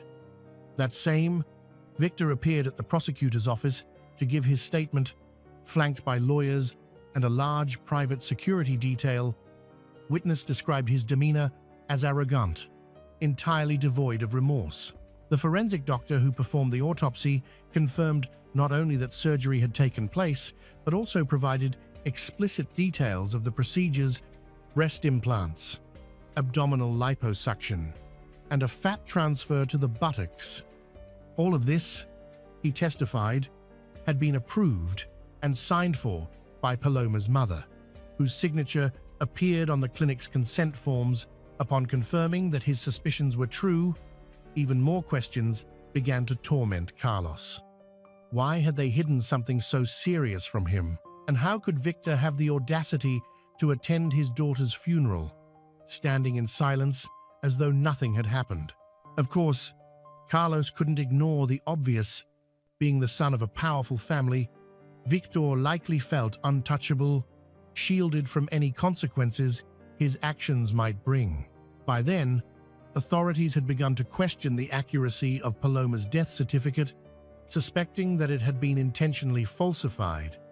Yet Carlos's worst fears seemed to come true when the president of the State Commission for the Protection Against Health Risks publicly stated that his office had no obligation to determine whether negligence had occurred. Even worse, he defended the clinic, claiming that it had complied with all medical, anesthetic, hospitalization protocols, and that the surgery had been performed with the proper consent of the legal representative. As the story spread through state and national media, public outrage exploded. News outlets denounced the negligence, the deception, and the complicity that seemed to run deep. Carlos, meanwhile, gave multiple interviews in which he firmly maintained that his daughter had never expressed any desire to undergo cosmetic surgery.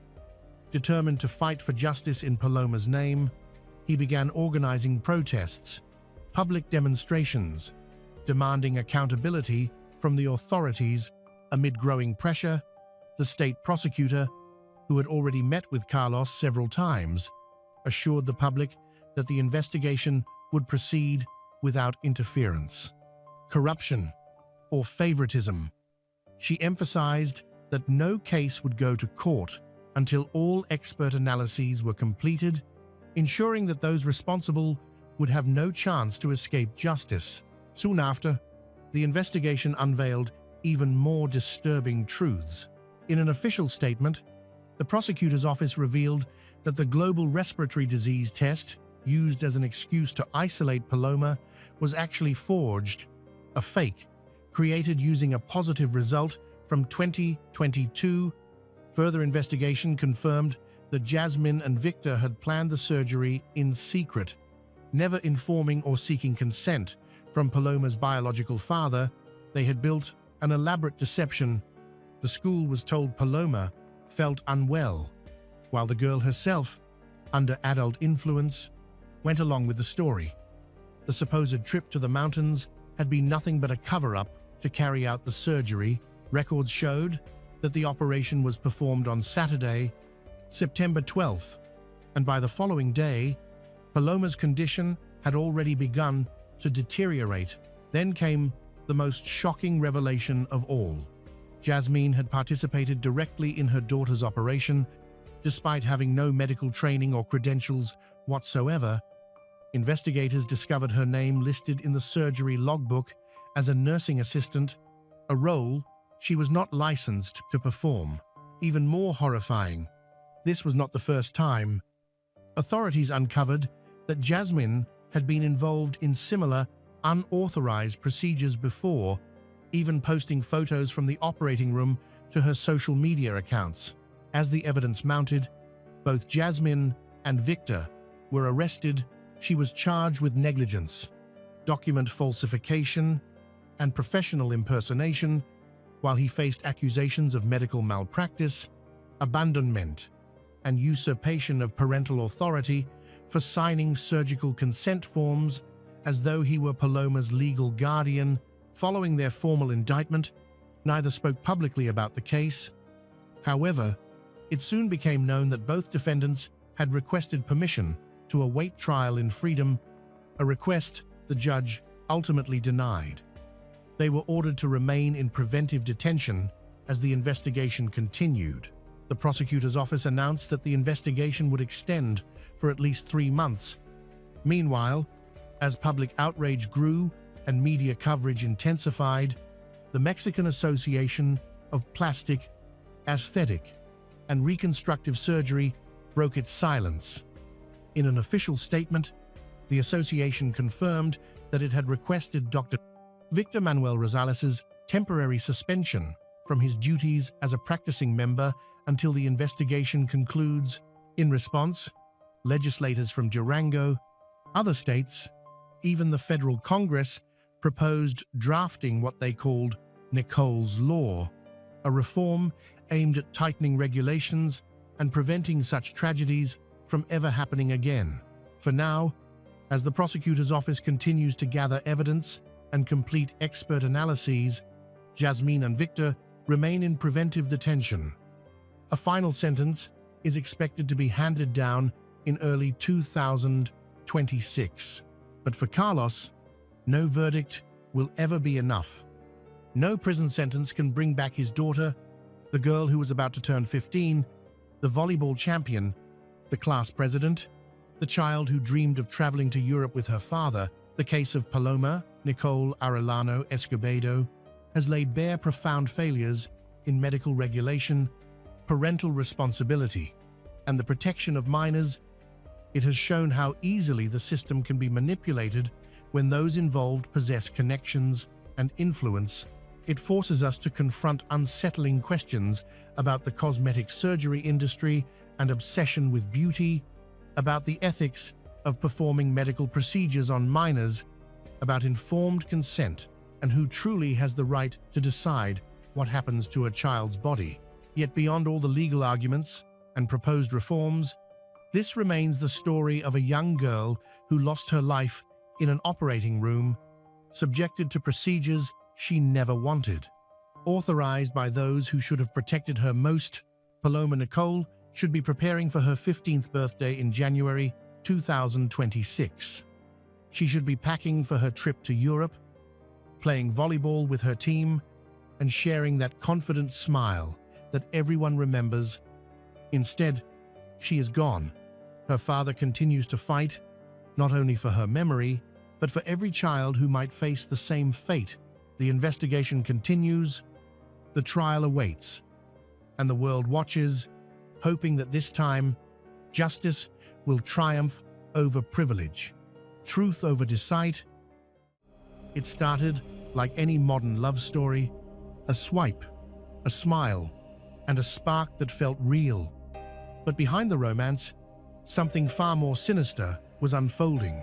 Angela J., a young doctor dedicated to bringing new life into the world, thought she had finally found love again after heartbreak.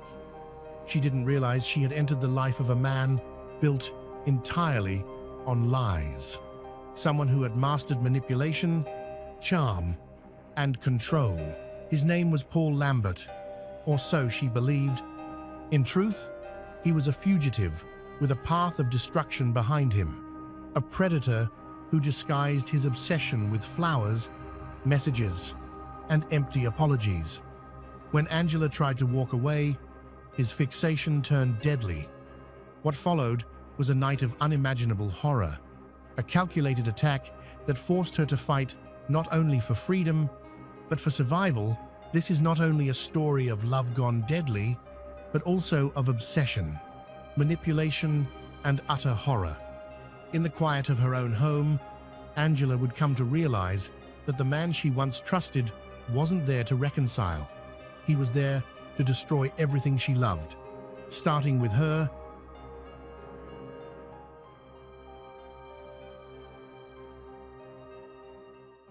Angela J. was born and raised in California, but later moved with her family to Australia, where her parents were originally from. After her parents divorced, she stayed with her mother, Susan, and her sister, Danielle. Angela finished high school in the coastal region of central New South Wales, then graduated from university there with a degree in reproductive medicine. By 2016, she was living in Port Macquarie, working as an intern in obstetrics and gynecology at a local hospital.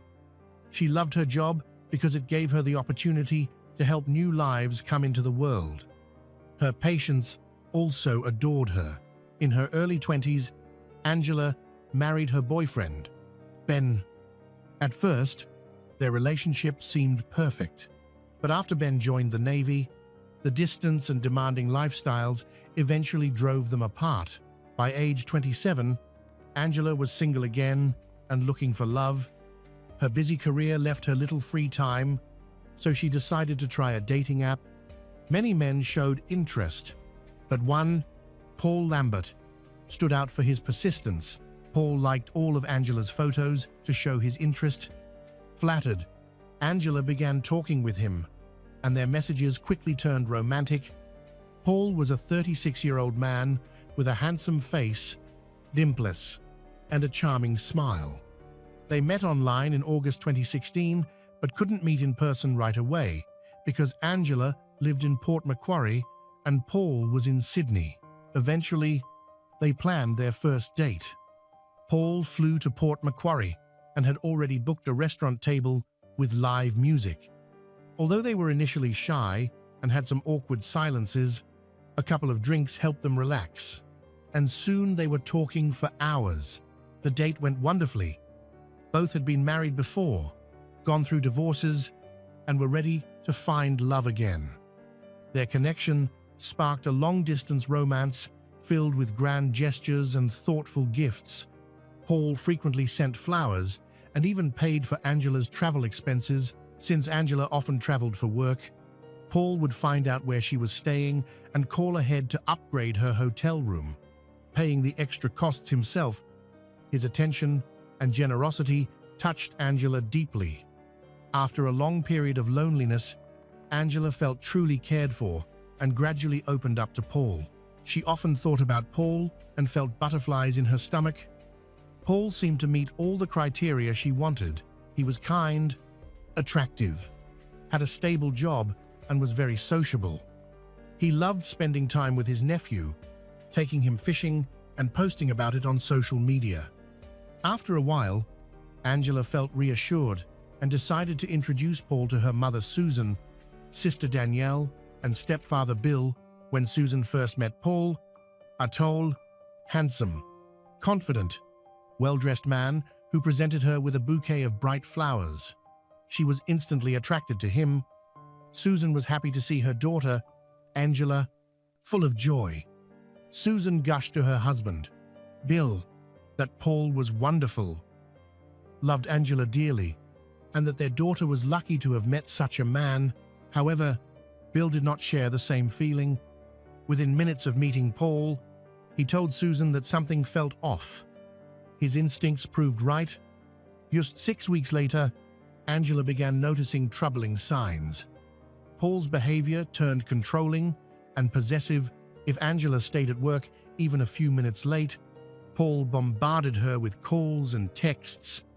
He constantly asked which male colleagues she had spoken with, tracked when she left work, when she arrived home, and whether she made any stops. If she didn't answer immediately, he became upset and accusatory. Paul's actions became more and more excessive, making Angela always anxious. He kept pressuring her to deepen their relationship, making her feel trapped. When she decided to break up and advised him to find happiness with someone else, the tension between them escalated. Despite Angela's clear request to stop contacting her, Paul's messages increased. He began sending harassing messages, threatening to throw himself in front of a train or truck if she didn't come back.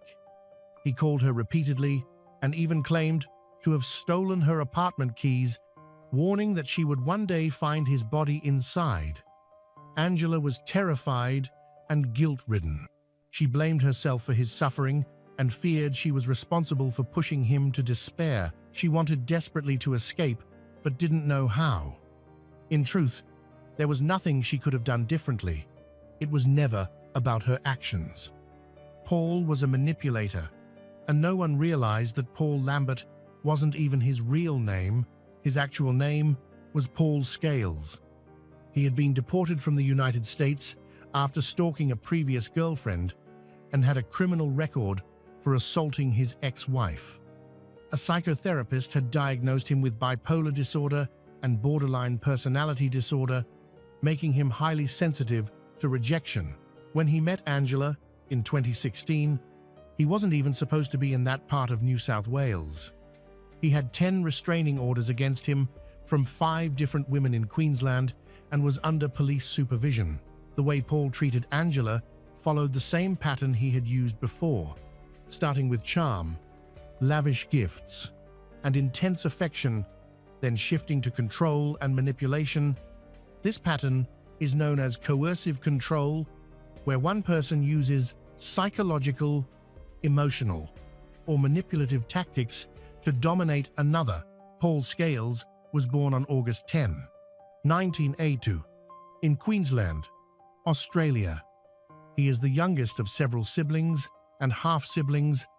His parents divorced when he was 4, and his father later remarried and had more children.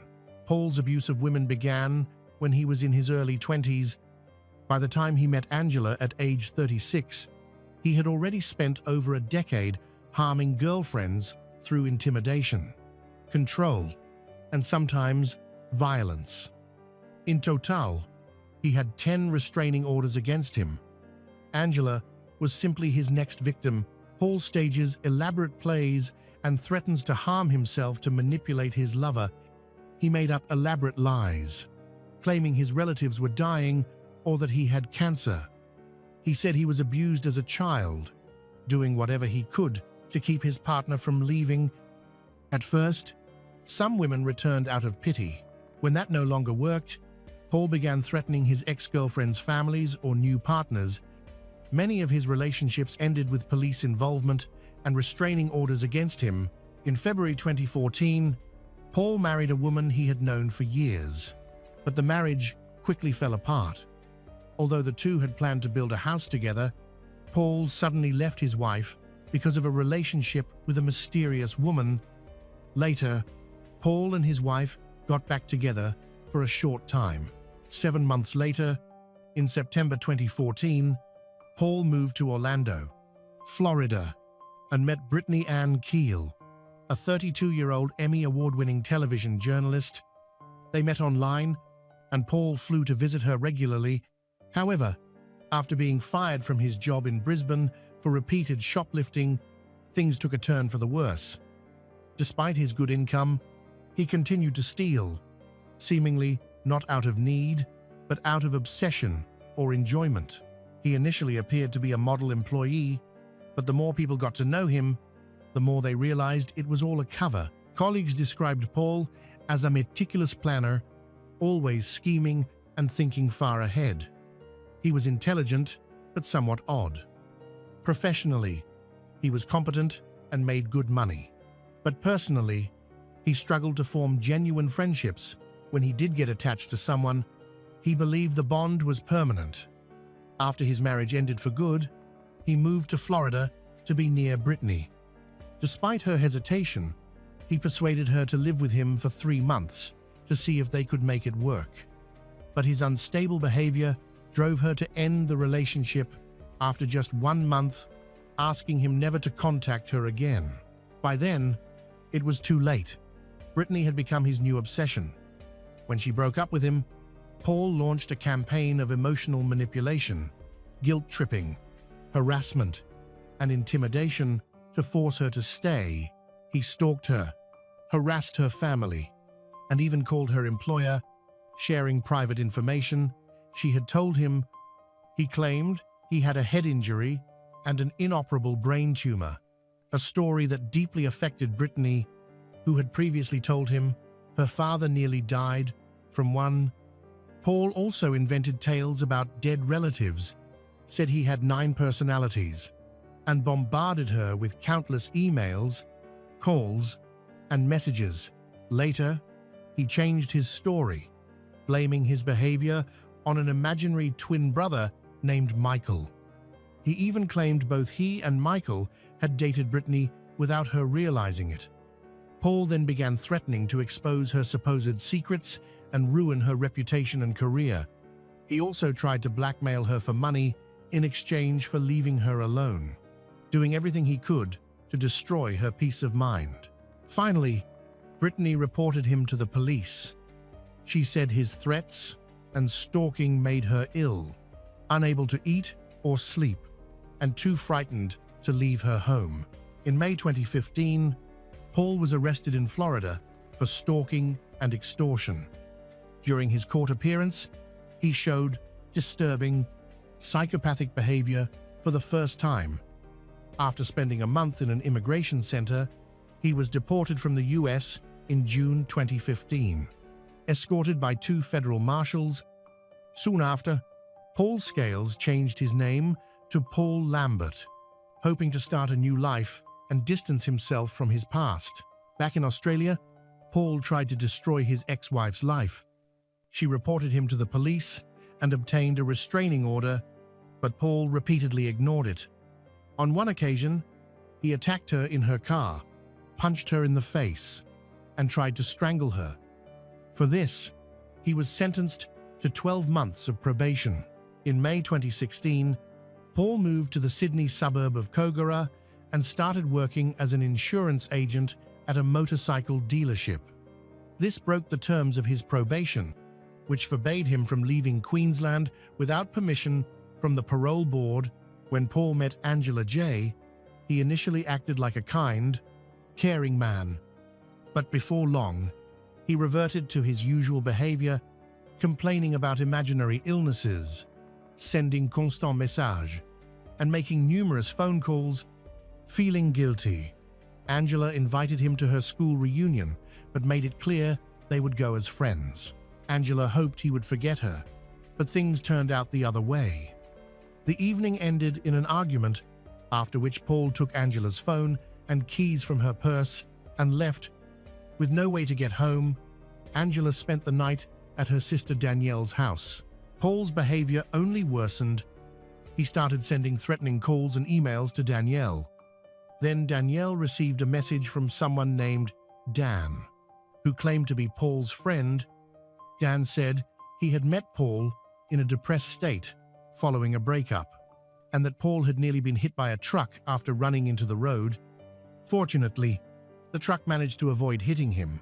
The strange messages alarmed Angela, who began to fear that Paul might have hurt himself because of her. Seeing her distress, Danielle convinced her to go to the police and report everything. The sisters did not yet realize that Dan was actually Paul Lambert himself. On the morning of October 30, 2016, Danielle drove Angela to the police station. Officers informed them that Paul had a history of violent behavior, but believed he was more dangerous to himself than to Angela.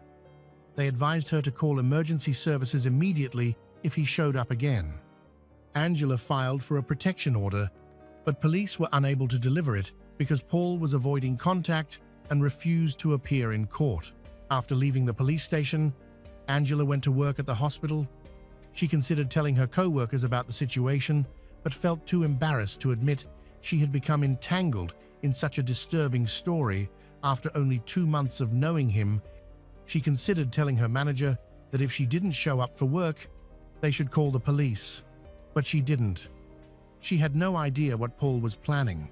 According to an old friend, Paul often became obsessively attached to women very quickly, so his fixation on Angela wasn't surprising. Still, no one imagined it would lead to violence. In late October 2016, Paul flew to Port Macquarie and rented a white Corolla hatchback. He told the rental agent he wanted to reconcile with his girlfriend after a fight and didn't want things to end badly. The employee remembered that Paul seemed agitated and nervous as he rushed to load his bags into the car. Paul then went to a hardware store where he bought a utility knife, an axe, and 2 30-meter rolls of duct tape.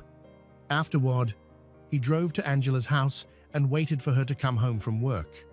When she arrived and saw him on her porch, she was frightened. Paul reassured her, saying he just wanted to talk. He admitted that he has 2 conflicting sides, a good one and a bad one, and that sometimes the bad side takes control. He told her to call the police right away if she ever noticed him acting dangerously. During their conversation, Paul finally confessed to Angela that Dan, the man he had claimed was his friend, never existed. Paul had invented Dan to get Angela's attention, unsure how else to win his girlfriend back. The meeting ended badly, turning into another argument. Angela told Paul she regretted ever meeting him and demanded he stay out of her life permanently. Paul left, but soon began sending her threatening messages. He warned her that her house was not safe because he still had the keys, adding that she was lucky he was in a good mood for now. The mood didn't last long. Instead of going home, Paul checked into a hotel across from the hospital where Angela worked and began stalking her. For several days, he followed her schedule, watched where she went at night, and hid in bushes near her house to spy on her through the windows. Angela had no idea he was nearby. She hoped he had returned to Sydney, but she still felt uneasy. She planned to change the locks and kept knives in her bedside table. On November 1, 2016, Paul went to a gas station and filled a 5-liter container with gasoline. The next day, November 2, he bought a sledgehammer and a crowbar. Clear signs he was planning something terrible. On November 3, Angela stopped by her house after work to feed her cat and eat dinner before staying at her sister Danielle's. She was tired and wanted to finish quickly. After putting her dinner in the microwave, she went to her bedroom to pack clothes. Suddenly, someone attacked her in the hallway. Shocked, Angela screamed when she realized it was Paul. He covered her mouth, looked into her eyes, and told her not to worry, that he just wanted to talk. He forced her into the bedroom, made her sit on the bed, and started questioning her about other men. Paul told her he had removed the knives from her bedside table and replaced them with duct tape, cable ties, and underwear. Realizing she was in danger, Angela tried to escape, but he stopped her immediately. Then Paul pulled out a knife. At first, Angela was too shocked to feel pain. She noticed blood on her clothes before a deep ache spread through her body. Paul stabbed her 11 times in the chest, arms, and legs. He then took the gasoline canister and poured it over her head, covering her in fuel that ran into her eyes, mouth, and ears. She was extremely frightened, knowing what was about to happen, but the gasoline made her body slippery, helping her escape from Paul's hands. Bleeding and barely able to move, she ran out of the house and to a neighbor's home for help. A neighbor named Steve had seen a strange man in Angela's kitchen during the day. Hearing her screams, he grabbed a steel bar and ran to help. When he saw her covered in blood, he helped her into his garage. Despite her injuries, Angela instructed him how to treat her wounds and control the bleeding until the ambulance arrived. While Steve's daughter called the police, Angela began losing consciousness. Panicking, Steve kept asking her questions to keep her awake until paramedics arrived. By then, Paul had fled in a car parked behind her house. As he drove away, Paul made several phone calls. While Angela was being taken to the hospital, her phone rang, and Steve, riding in the ambulance, answered.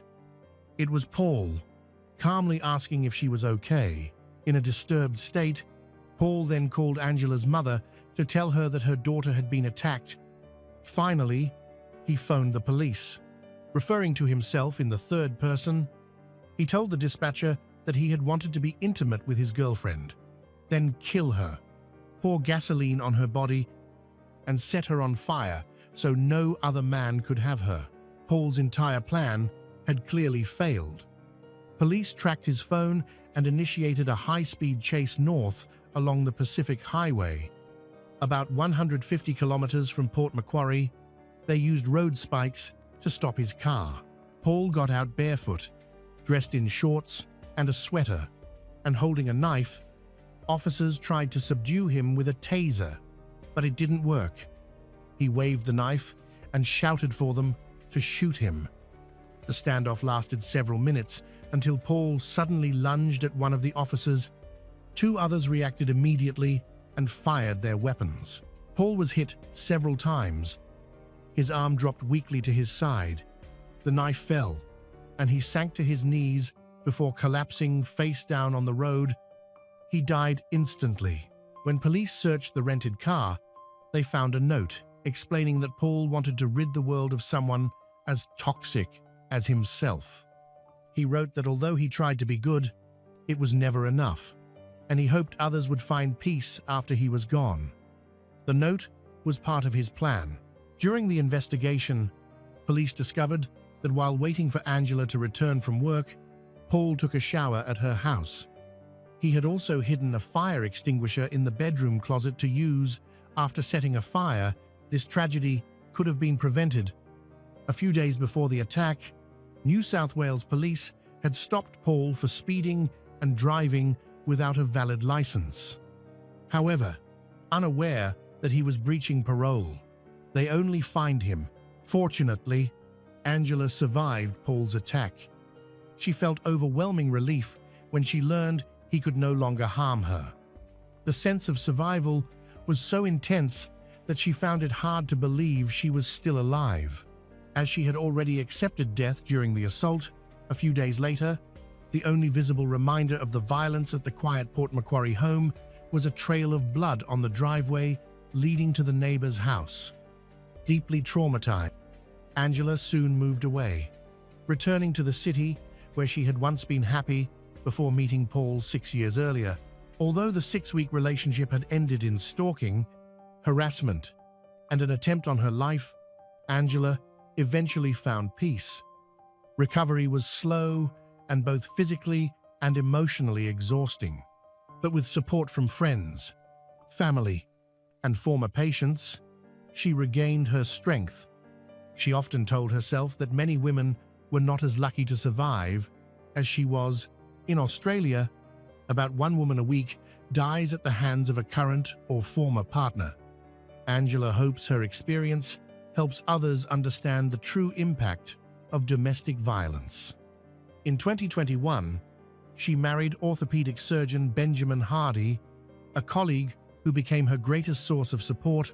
With Benjamin's help, Angela rebuilt her life and now works to help other survivors, both as an advocate and as a doctor. She remains deeply grateful to the police and paramedics whose quick response saved her life. Her advice to other victims is simple: trust your instincts and seek help.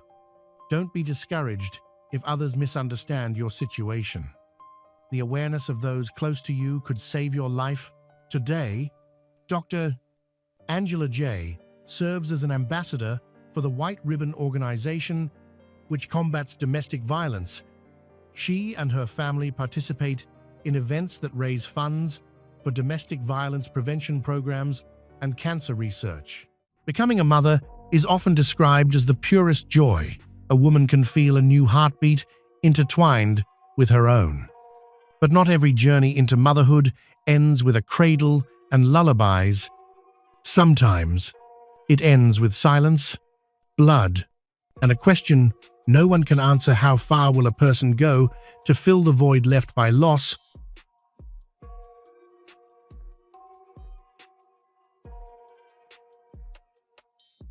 Dinah Lane was born and raised in Longmont, Colorado, a quiet city of about 100,000 residents. Intelligent and ambitious, she performed well in school, dreamed of a career in healthcare. True to her ambitions, she pursued nursing and eventually became a certified professional. By 2015, 34-year-old Dinah had years of experience working in the medical field. She had saved many lives throughout her career, but tragically, she couldn't save the life of her own unborn baby. In 2014, she suffered a miscarriage, an event that deeply scarred her emotionally.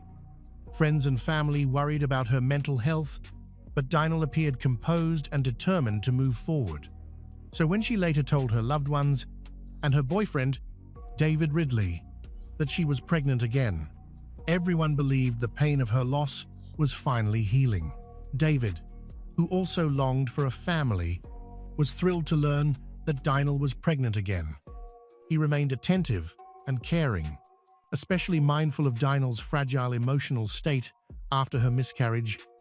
To him, everything seemed fine, until one horrifying afternoon shattered that illusion. On March 18, 2015, David returned home around 4:00 p.m. to find Dinah in a state of panic, her clothes torn, her body covered in scratches, and blood smeared across her hands. She frantically led him to the bathroom, where he saw a tiny baby girl lying lifeless in a bloody towel.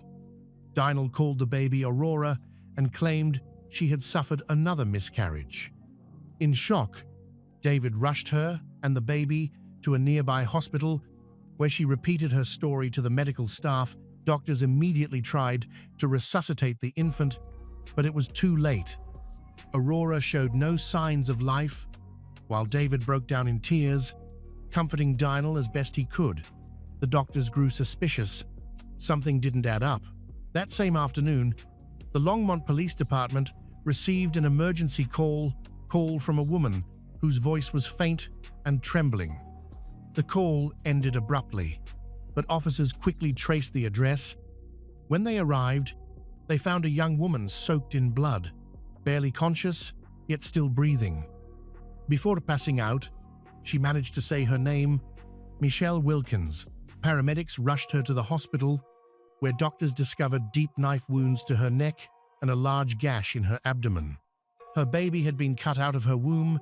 Michelle Wilkins, 27, was a bright, compassionate woman from Longmont. A graduate student, She was preparing to welcome her first child, a baby girl she and her partner, Dan, had already named Aurora. The pregnancy was healthy and eagerly awaited. With her due date approaching in late April, Michelle spent her free time setting up the nursery, folding baby clothes, and shopping online for second-hand items to save money. One day, she found a Craigslist ad posted by a woman offering used baby clothes for free. That ad would change her life forever. As doctors fought to keep Michelle alive, detectives began questioning Dinah Lane. Their suspicions quickly deepened when hospital tests showed no evidence that Dinah had been pregnant. She had lied about receiving prenatal care, and further investigation revealed that the address Michelle had given in her emergency call was none other than Dinah's home. Soon after, the hospital confirmed what detectives feared: the baby girl Dinah had brought in, whom she called Aurora, was not hers. Despite the gruesome truth closing in around her, Dinah remained eerily calm. Then, investigators asked whether Dinah knew a woman named Michelle Wilkins, whose unborn baby had been violently taken from her womb. The question clearly caught Dinah off guard. Her confident demeanor vanished, replaced by vague, inconsistent answers. As detectives pressed for details, her story began to fall apart, revealing contradictions and fabricated elements. When one detective bluntly asked whether she had tried to kill Michelle, Dinah shifted her narrative entirely. She now claimed that Michelle had come to her home responding to a Craigslist ad and had attacked her with a knife. According to Dinah, she fought back in self-defense and accidentally injured Michelle. Realizing the baby might still be alive, she and her boyfriend allegedly rushed the infant to the clinic, but it was too late. Despite the growing suspicions, police had no concrete evidence to charge her immediately. Dinah was temporarily released, pending further investigation. Everything had to be meticulously verified. Within 24 hours, however, Michelle regained consciousness at the hospital. Though physically weak, she was able to speak with detectives. The first and most devastating news she received was that her baby, Aurora, had not survived. She was shattered. According to Michelle, she had found an ad online offering free baby items and called the number listed. The woman on the other end, 34-year-old Dinah Lane, sounded warm, trustworthy, immediately putting her at ease. Dinah invited her to come by the house to pick up the items. When Michelle arrived, she was welcomed kindly. Dinah's friendly demeanor and gentle tone made Michelle feel comfortable and safe. Together, the two women went down to the basement, where Dinah said she kept her son's old belongings. For nearly an hour, the pair chatted casually about motherhood, pregnancy, and children. Dinah spoke lovingly about her supposed son, saying he was now in kindergarten and that she wanted to give away his baby clothes to someone who needed them. Every time Michelle hinted she should leave, Dinah distracted her, showing more items, pulling out more toys, prolonging the visit with small talk. After a while, Michelle told her hostess she needed to go home to finish some errands. Dinah smiled and said she'd walk her to the door, but as the two began climbing the basement stairs, Michelle in front, she suddenly felt a violent blow to the back of her head. Dizzy and disoriented, she tried to stay on her feet, but something tightened around her neck. Dinah was trying to strangle her. Michelle struggled to break free and momentarily succeeded, gasping for air. As she tried to understand what was happening, she begged Dinah to calm down, thinking it might be a misunderstanding, but her attacker showed no mercy. Michelle's instincts kicked in. She had to protect her unborn child at all costs.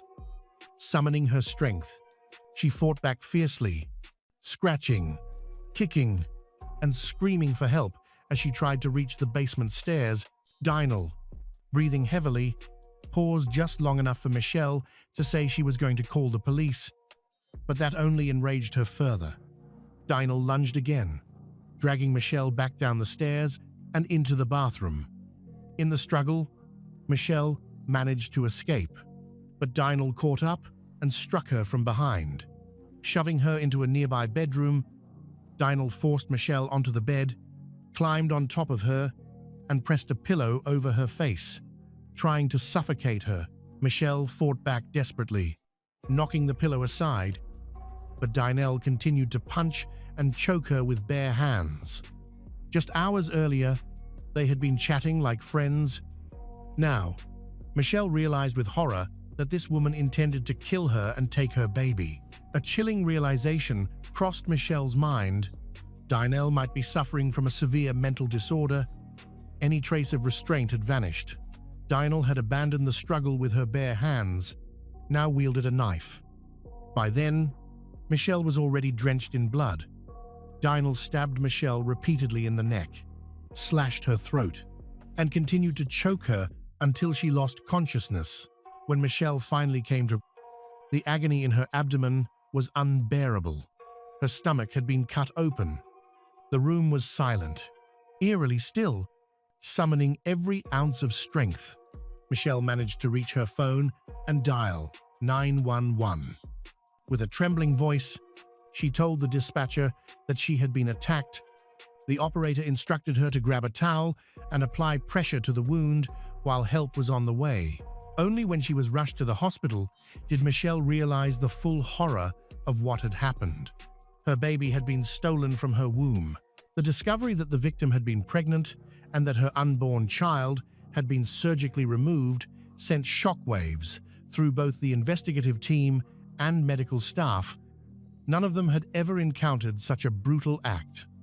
Michelle's injuries were so severe that doctors described them as an attempt to disembowel her. She later said it felt as if her organs were falling out. Guided by Michelle's testimony, investigators turned their attention to Dinah's digital footprint, her social media, phone records, and electronic devices. A disturbing pattern began to emerge. Over a year before the attack, Elaine had started pretending to be pregnant. In reality, she could no longer conceive. A miscarriage in 2014 and a subsequent tubal ligation had crushed her dream of motherhood. The grief consumed her. That emotional devastation, compounded by psychological instability, might have fueled her descent into delusion and her obsession with taking another woman's baby. Over the following months, Dinah constructed an intricate web of lies. She fabricated an entire pregnancy, complete with ultrasound photos and made-up doctor visits. Her online posts chronicled her supposed journey to motherhood.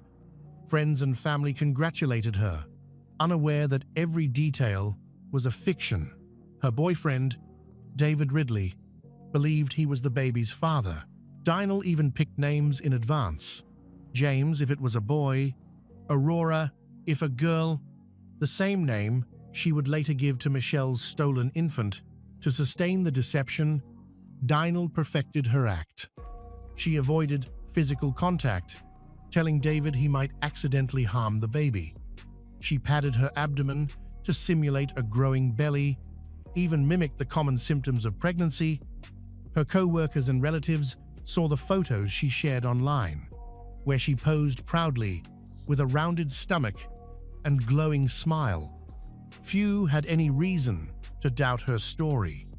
She even took time off work, claiming she had medical checkups or prenatal appointments. But as time went on, the cracks began to show. By early 2015, her supposed pregnancy had lasted far longer than normal. She kept extending her due date, offering vague excuses about miscalculated timing. Friends began whispering.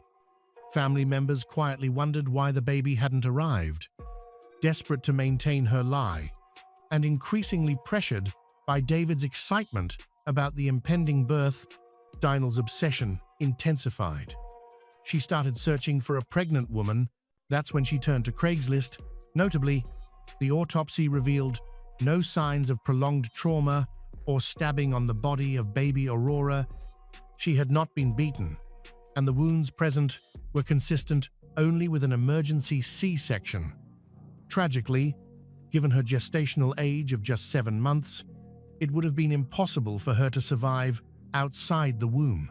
DNA testing confirmed what investigators already suspected. Samples taken from both the baby and Michelle Wilkins were a perfect match, proving an undeniable biological relationship. There was absolutely no genetic link to Dinah Lane. At first, detectives suspected that Dinah's boyfriend might have been involved. They theorized that David Ridley had discovered her deception and either helped her cover it up or was complicit in her plan. When questioned, however, David appeared genuinely distraught. He repeatedly denied any knowledge of the crime and insisted that he had never imagined Dinah capable of such horrific violence. Still, he admitted that in the weeks leading up to the attack, her behavior had raised suspicions. She had continually postponed her due date and refused to let him accompany her to prenatal appointments. Dinah had been faking her pregnancy for 14 months. David had grown increasingly skeptical of her story. Fearing exposure and desperate to preserve the illusion of motherhood and perhaps her relationship, Dinah made the unthinkable choice to take another woman's baby. David described March 18, 2015, as a seemingly ordinary day. He knew a woman was supposed to stop by to pick up some baby clothes that had belonged to his son. When he returned home around 4:00 p.m., he found Dinah standing at the door, disheveled and covered in blood. She led him to the bathroom, where a newborn lay motionless in the tub.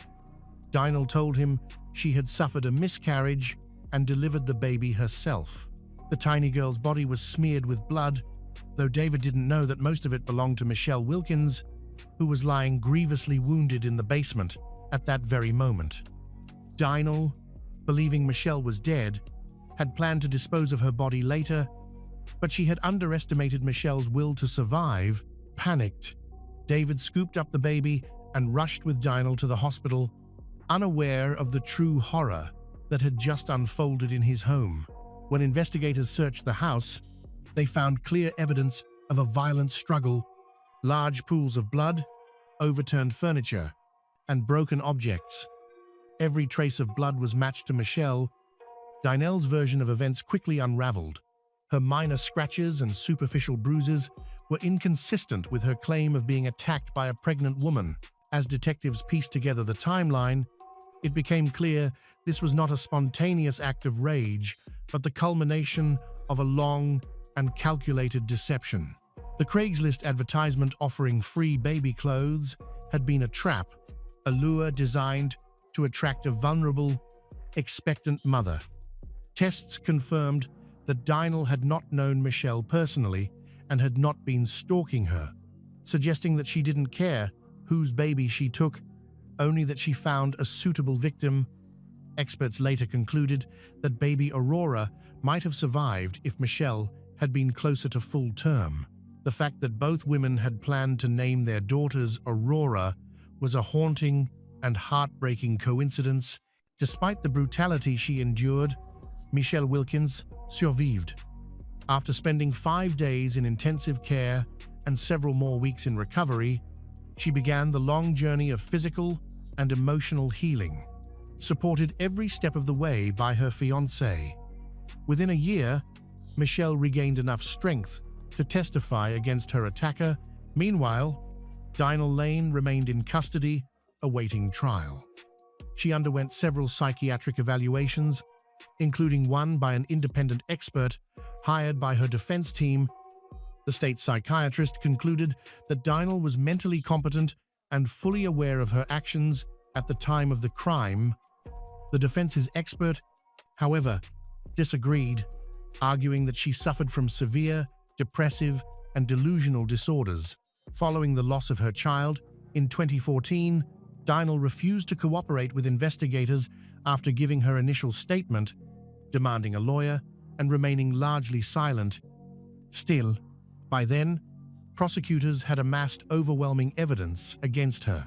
The DNA results, the crime scene analysis, Michelle's testimony all painted a clear, but piecing together the entire story of deception and violence, and turning it into a coherent case will take months of meticulous work. Even that wasn't the greatest challenge. Michelle Wilkins' condition remained precarious long after the attack. Doctors described her survival as nothing short of miraculous, but they also feared for her psychological well-being. Although her physical wounds healed relatively quickly, the emotional scars ran far deeper. There were real concerns that Michelle might spiral into depression or even attempt to take her own life. She had endured unimaginable trauma, and few believed she would ever find the strength to face her attacker in court. But Michelle was no ordinary woman. She was resilient, determined, and courageous. In interviews, she later admitted that her recovery was a daily battle. She forced herself to stay active, to read, write, volunteer, and meet new people. Anything to keep her mind from falling into the darkness. Yet, solitude remained her greatest enemy. Whenever she was alone, her thoughts drifted to the daughter she never got to raise, imagining her first day at school, her graduation, her wedding day. Those were dreams that would forever remain out of reach. Over time, Michelle realized that to truly heal, she had to move forward. She began connecting with other women who had endured similar traumas or the loss of their children. Surprisingly, she even expressed that she wished to understand, on some level, what drove Dinah Lane to commit such an atrocity. Through her outreach, Michelle became a voice of compassion and strength, sharing her story not only to process her pain, but to help others confront theirs. During the trial, Michelle recounted every terrifying moment of the attack. She described how she had tried to reason with Dinah, how the two women had first shared a pleasant, friendly conversation that made her believe the meeting would be harmless. When the knife appeared, Michelle said she stayed calm, pleading for her life and for her unborn child's. As she spoke from the witness stand, her voice steady but trembling with emotion. Several jurors were moved to tears. When Michelle entered the courtroom in 2016, she came face to face with Dinah Lane, who had stolen her child and nearly her own life for no conceivable reason. She later said she felt pity more than hatred toward Dinah.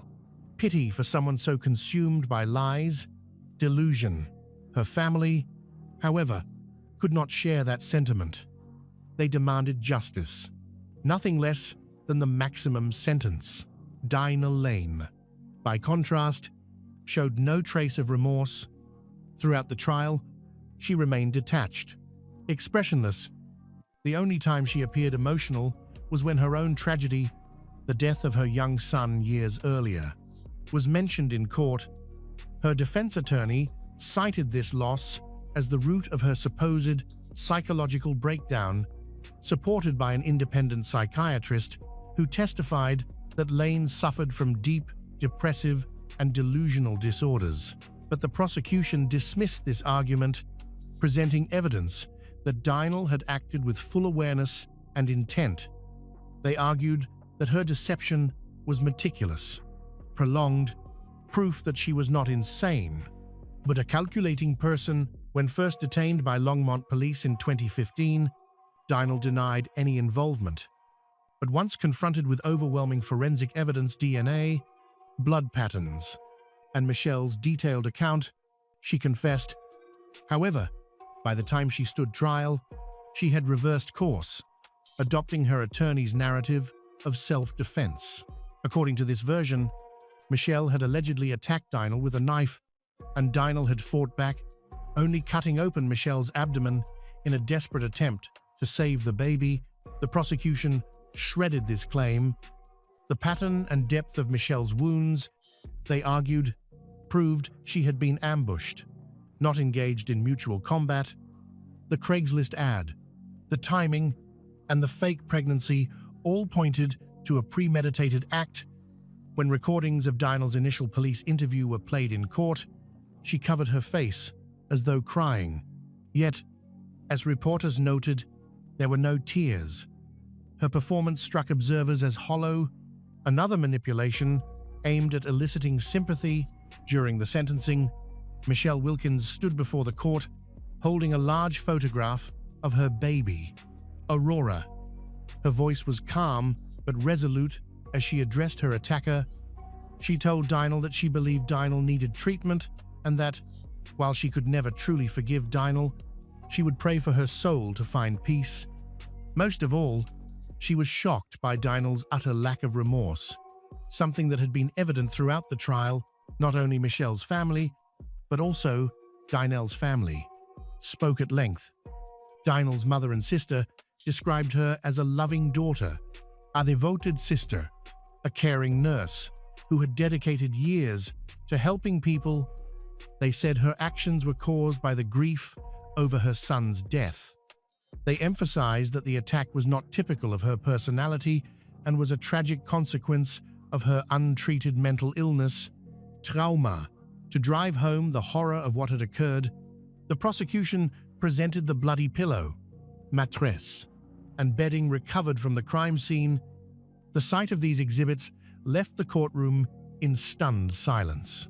A grim reminder of the brutality Michelle had endured, Dinal Lane wept only once more when the jury returned its verdict. It seemed clear to everyone present that her tears were not for Michelle or the baby, but for herself, for the life and freedom she had lost. Initially, prosecutors considered seeking a total sentence of 126 years in prison for Dinal, who faced multiple charges, including attempted murder and first-degree assault. However, prior to sentencing, the district attorney's office reviewed the counts and adjusted the total recommendation to 110 years. Under Colorado law, the maximum penalty for attempted murder was 48 years, with additional terms of 32 years for unlawful termination of pregnancy and 30 years for assault. Yet, due to state statutes, Dinal could not be charged with murder for the unborn child. Colorado law does not recognize a fetus as a legal person unless it has lived outside the womb for at least 1 day. In effect, no matter how the charges were calculated, Dinal Lane faced the rest of her life behind bars. After a brief deliberation, the jury returned a unanimous verdict. Dinal Lane was found guilty on all counts and sentenced to 100 years in prison without the possibility of parole. For Michelle Wilkins and her family, the verdict brought a sense of justice, if not peace. They believed Lane had forfeited her right to live freely among others, that prison would grant her ample time to confront the enormity of her crimes.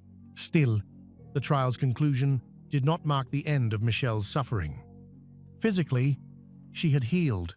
Emotionally, the wounds remained raw.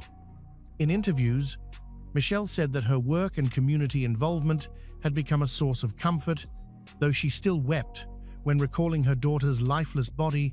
Dinal Lane's defense team argued that the trial had been biased and that she should receive psychiatric treatment rather than imprisonment. They maintained that Dinal had a strong potential for rehabilitation and that her sentence was overly harsh. The prosecution, however, rejected these claims, emphasizing the premeditated and deliberate nature of the attack. All appeals were denied. In a post-trial statement, the district attorney described the sentence as both fair and necessary, a reflection of the sheer cruelty of the crime. Before this case, there had never been a recorded instance in Boulder County of a pregnant woman being violently attacked in an attempt to steal her unborn child. Today, Dinal Lane remains incarcerated, serving her 100-year sentence. Unexplained disappearances often generate significant public and media interest. In many cases, there are no clear explanations or theories, and speculation continues without confirmation. Investigations can remain open for many years, sometimes even decades. Among them, one particularly disturbing case involves Roxane Benest, a young French woman, and Nabil Tourouguet, a man of Moroccan descent she had recently met.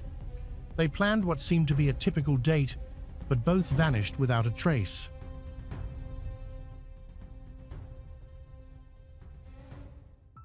Nabil Tourougui was born in 1999 in Morocco and grew up in Nouvelle-Aquitaine, France. He was the second of 5 siblings, the only son in a modest middle-class family. From a young age, Nabil showed exceptional intelligence, seriousness, and determination.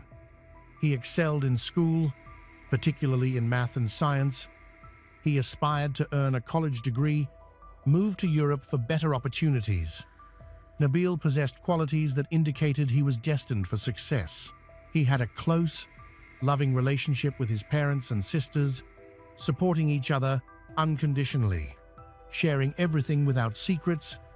Those who knew Nabil described him as polite, calm, and genuinely kind, always willing to help others. He was also recognized for his humility, shyness. After finishing high school, he began looking for ways to move to Europe for further education. His older sister had relocated to Belgium 2 years earlier, where she enrolled in a university and later got married. She and her husband settled in Blankenberg, a coastal town in West Flanders. At 19, Nabil moved to the Basque coast and was accepted into Estia, a seaside resort on the Basque coast at Cape Saint Martin. The town has a population of about 25,000. It was once a retreat for royalty and aristocrats seeking relaxation. Today, it is popular with surfers from around the globe. However, Nabil's move to Biarritz was not for leisure. He was accepted into a respected engineering school where he quickly gained a reputation as a talented student. In 2021, he graduated and soon received an attractive job offer from a major corporation. The flexible work schedule was ideal for him. Nabil adapted well to life in France and formed a broad circle of friends. He remained closely connected to his family, regularly communicating with his parents and sisters, making annual visits home for holidays. He frequently visited his older sister, providing her support in various ways, even became the godfather of her child. Roxane Benest was born in 2001 in Saint-Laurent-de-Série, Charente. She grew up in a modest, middle-income family as the middle child of 3 siblings, with an older sister and a younger brother. Her parents prioritized their children's education and worked hard to help them build a bright future. Although Roxane wasn't the top student in school, she was known for her big heart and her desire to help others. Her friends described her as kind, generous, hardworking. Roxane had a natural talent for connecting with people, enjoyed activities like reading, drawing, and photography.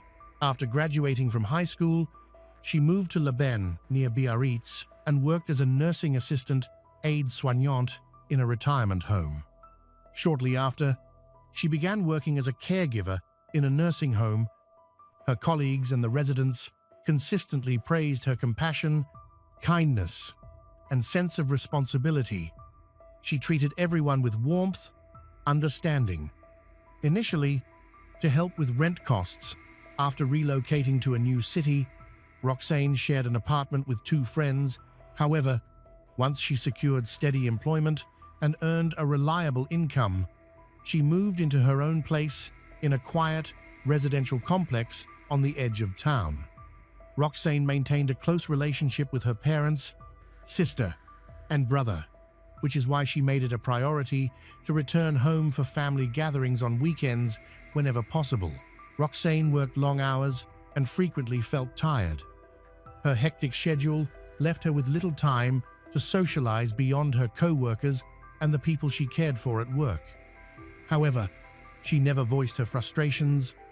Roxane believed that things would improve in due time. To stay connected with friends, she maintained several social media profiles where she shared her interests. In January 2022, she met Nabil on one of these platforms. Nabil had been working hard and hadn't had much time for relationships. He rarely used social media, never thought of it as a way to meet someone special. until he saw Roxane's profile.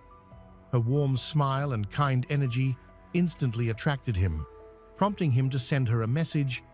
Roxane accepted his friend request, soon found herself enjoying their connection.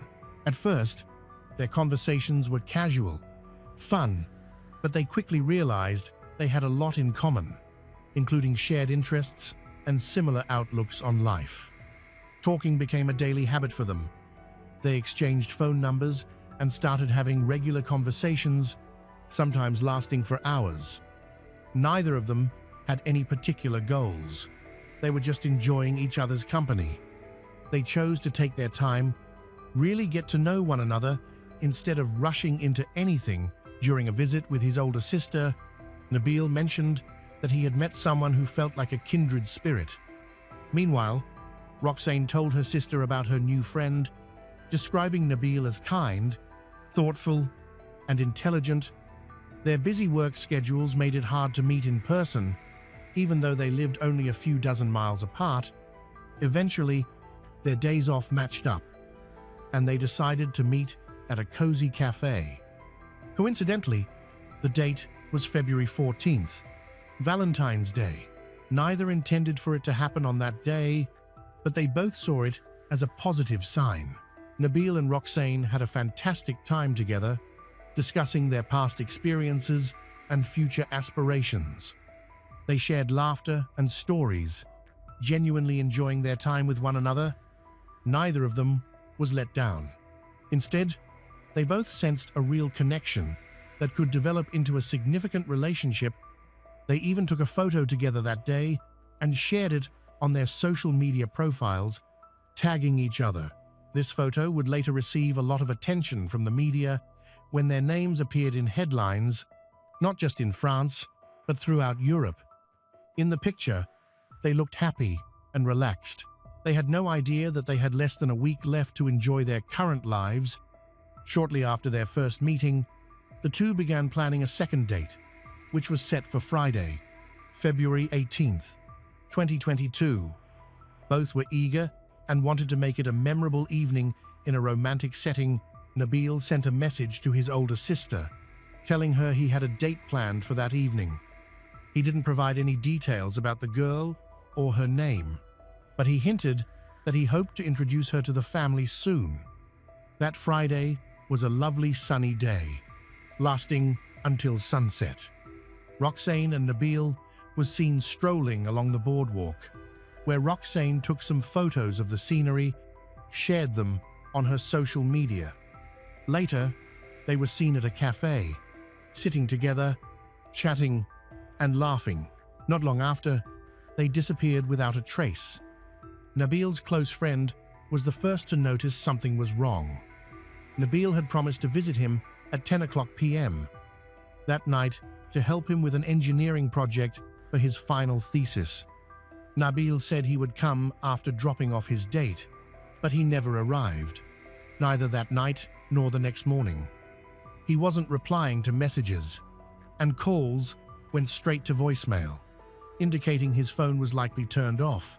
This behavior was completely out of character for Nabil, who was known for being reliable and keeping his promises. If something unexpected had happened, he would have communicated it to someone concerned. Nabil's friend reached out to Nabil's sister.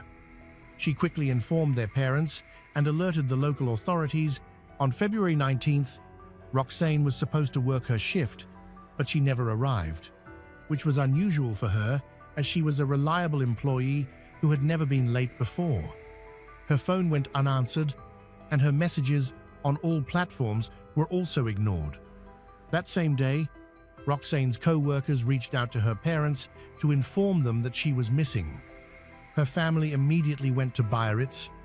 Roxane's older sister had a spare key to her rental apartment, but when they arrived, all of Roxane's belongings were still there, and there were no signs of a struggle or that she had packed in a hurry. No one had heard from Roxane since the previous evening, and her friends and colleagues had not seen or spoken to her during that time. All they knew was that she had gone on a date with a guy she met online. Concerned, her parents quickly filed a missing person report with the local police. Initially, reports for both Roxane and Nabil were handled separately because no one could confirm who they had gone out with. However, both families later mentioned that the authorities seemed to lack urgency in addressing the cases, even stating that both individuals were adults who had the right to privacy and weren't required to keep their families informed about their whereabouts. Due to the lack of urgency from authorities, both families decided to take matters into their own hands and started organizing searches through social media. Roxane's sister discovered the name of the man Roxane was supposed to meet and found his social media profile. There, she came across a post from his family indicating that he was also missing and had not been heard from since Friday. Simultaneously, Nabil's sister found Roxane's profile and saw pictures of them together. On Sunday, February 20th, the families of Roxane and Nabil finally connected. Initially, there was tension and distrust between them. Roxane's family feared that Nabil might have harmed their daughter, while Nabil's family worried that Roxane might have influenced their shy son negatively. However, they soon recognized that they were facing the same tragic situation and began working together to search. The families worked hard to find anyone who might have information about Roxane and Nabil's location. They created social media groups to share photos of Roxane and Nabil, asking the public for tips that could assist in the investigation. Friends, colleagues of both individuals joined in, printing flyers, distributing them throughout the community. The flyers included important details to identify them. Roxane had several distinctive tattoos. Nabil had a noticeable birthmark. Additionally, both of their cars were missing. Nabil drove a silver Renault Clio 3, and Roxane recently purchased a blue Peugeot. The families also organized searches for the vehicles on their own, but those efforts did not yield any results. The police launched a full search on Monday morning, more than 48 hours after Roxane and Nabil were last seen. The delay was based on the belief that they might have taken an unplanned weekend trip without telling anyone. However, as time passed and their phones stayed off, it became apparent that something was seriously wrong. Sadly, this meant that crucial time had already been wasted. Investigators confirmed that Roxane and Nabil was last seen together at a fast food restaurant, with several eyewitnesses and surveillance footage confirming their presence. However, their cars were not located in the nearby parking lot. Since that area tends to be very busy on Friday nights, they may have parked farther away due to a lack of available spaces. The theory was quickly backed up by new evidence. Roxane's car was found parked in a small side street nearby. Everything inside seemed untouched. There were no signs of struggle, no stains, and nothing appeared out of order. This led investigators to believe that they may have chosen to continue their night elsewhere and left in Nabil's car. However, their destination remained unclear. 2 days later, Nabil's car was discovered parked near the Biarritz Lighthouse, a popular tourist spot on a cliff. Unfortunately, there were no surveillance cameras in that area, making it impossible to know what time Roxane and Nabil arrived. The only camera located at the lighthouse had stopped working weeks before, leaving no recorded footage. Investigators found several personal items belonging to both Roxane and Nabil inside Nabil's car. Roxane's phone was mounted on the dashboard in GPS mode. Although it was fully charged, it hadn't been used after a certain point, which helped authorities trace the couple's exact movements. In the back seat, there was Nabil's laptop, and on the passenger seat, Roxane's purse with her keys, cash, bank cards. It seemed as though they had only stepped out for a moment, planning to come back soon. There were no signs of foul play in the car, only their fingerprints were present, and everything appeared undisturbed. Investigators quickly ruled out robbery or any targeted attack. The only item missing was Roxane's camera, which she likely took with her to capture photos that evening. Her phone eventually died, while Nabil's last phone signal was recorded around 6:30 p.m. from a location near the Virgin Rock viewpoint on the way to the lighthouse, which offers stunning views of the Atlantic Ocean. This route features several lookout terraces built into the cliffside. Although the day started off clear, strong winds developed into a severe storm by evening. The rough weather along the coast became particularly dangerous, with violent waves crashing against the cliffs. Peak storm conditions aligned with the last recorded activity from Nabil's phone, indicating Roxane and Nabil was at the lighthouse at that time. Based on the evidence gathered, investigators pieced together the following scenario. After dining at a restaurant, Roxane and Nabil chose to visit a lighthouse to watch the sunset. Roxane, an avid photographer, brought her camera to capture the beautiful scenery. While they were at one of the lookout points, the weather suddenly turned severe. As they attempted to return to their car, they were hit by large waves that lashed against the cliffs, possibly sweeping them away. Most evidence supported this version of events, leading law enforcement to initially determine that there was no foul play involved and consider closing the case. They even suggested a theory that Roxane and Nabil may have chosen to end their lives together, which would allow them to avoid extensive investigations and simply archive the case materials. However, Roxane and Nabil's families strongly rejected this conclusion. They insisted that the investigation remain active. As no bodies had been found, there was still hope that Roxane and Nabil might be alive and in need of assistance. Roxane's sister discovered a notebook in her apartment that had passwords for her social media accounts. After accessing the accounts and looking through her recent messages, nothing concerning or unusual was found. It was clear that Roxane had been primarily communicating with Nabil. Their relationship appeared to be loving and respectful, with both expressing enthusiasm about their time together. They carefully planned their dates and demonstrated real concern for each other. There were no signs that either of them had contemplated ending their lives. Law enforcement stated that all options were still being explored until Nabil and Roxane were located, whether alive or deceased. Since they went missing, neither Nabil nor Roxane has used their bank cards, checked their emails, logged into social media, or turned on any electronic devices. Nabil's family, who lived in an area known for safety issues, feared that Roxane and Nabil might have been abducted. To assist in the search for their son, Nabil's parents decided to hire a private investigator. They feared that someone might be holding Nabil and his friend captive while awaiting ransom demands. Unfortunately, they never received any communication indicating that was the case. Meanwhile, Roxane's family leaned more toward the official theory that Roxane and Nabil had been caught in a tragic accident. There had been previous incidents at the same cliff near the lighthouse where tourists were swept away by rough waves.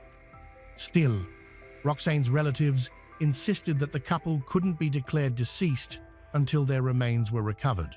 Due to the ongoing storm, search efforts at sea were limited to helicopters and drones, as it was too dangerous to send in boats or divers. By the time the weather calmed down, too much time had passed, and no trace of there could be found. More than 3 years and 8 months have passed since Roxane and Nabil disappeared on February 18, 2022, and the case is still open. Initially, the search focused on nearby towns, but it has now expanded to include neighboring European countries where remains could potentially be found under certain conditions. While the search began with physical descriptions, both families later provided DNA samples to help identify any unidentified remains that might be discovered. Unfortunately, despite these efforts, no trace of Nabil or Roxane has been found. Both families have often voiced their frustration with what they see as the police's slow response. Right from the beginning, investigators seemed to believe that Roxane and Nabil had drowned and did not explore other possibilities, which led the relatives to take action themselves. Months later, It was found that a small hotel near the lighthouse had a surveillance camera that recorded part of the path to the lookout point. That footage could have revealed whether Nabil and Roxane went that way. Sadly, no one requested the recordings, and they were automatically deleted after 30 days. The most troubling aspect is that, even after all this time, neither Roxane and Nabil's bodies nor their belongings, including Roxane's camera, have been located. For many years, the families have contacted agencies in Spain, the UK, and other countries to ask about any unidentified remains. Nabil's family still holds on to hope that he might be alive, but unable to contact anyone because he is being held somewhere. Both families are still pushing for the case to remain open. They are sharing their story through various media outlets, bloggers, and influencers, hoping someone will eventually provide information about what happened to Roxane and Nabil on February 18th, 2022.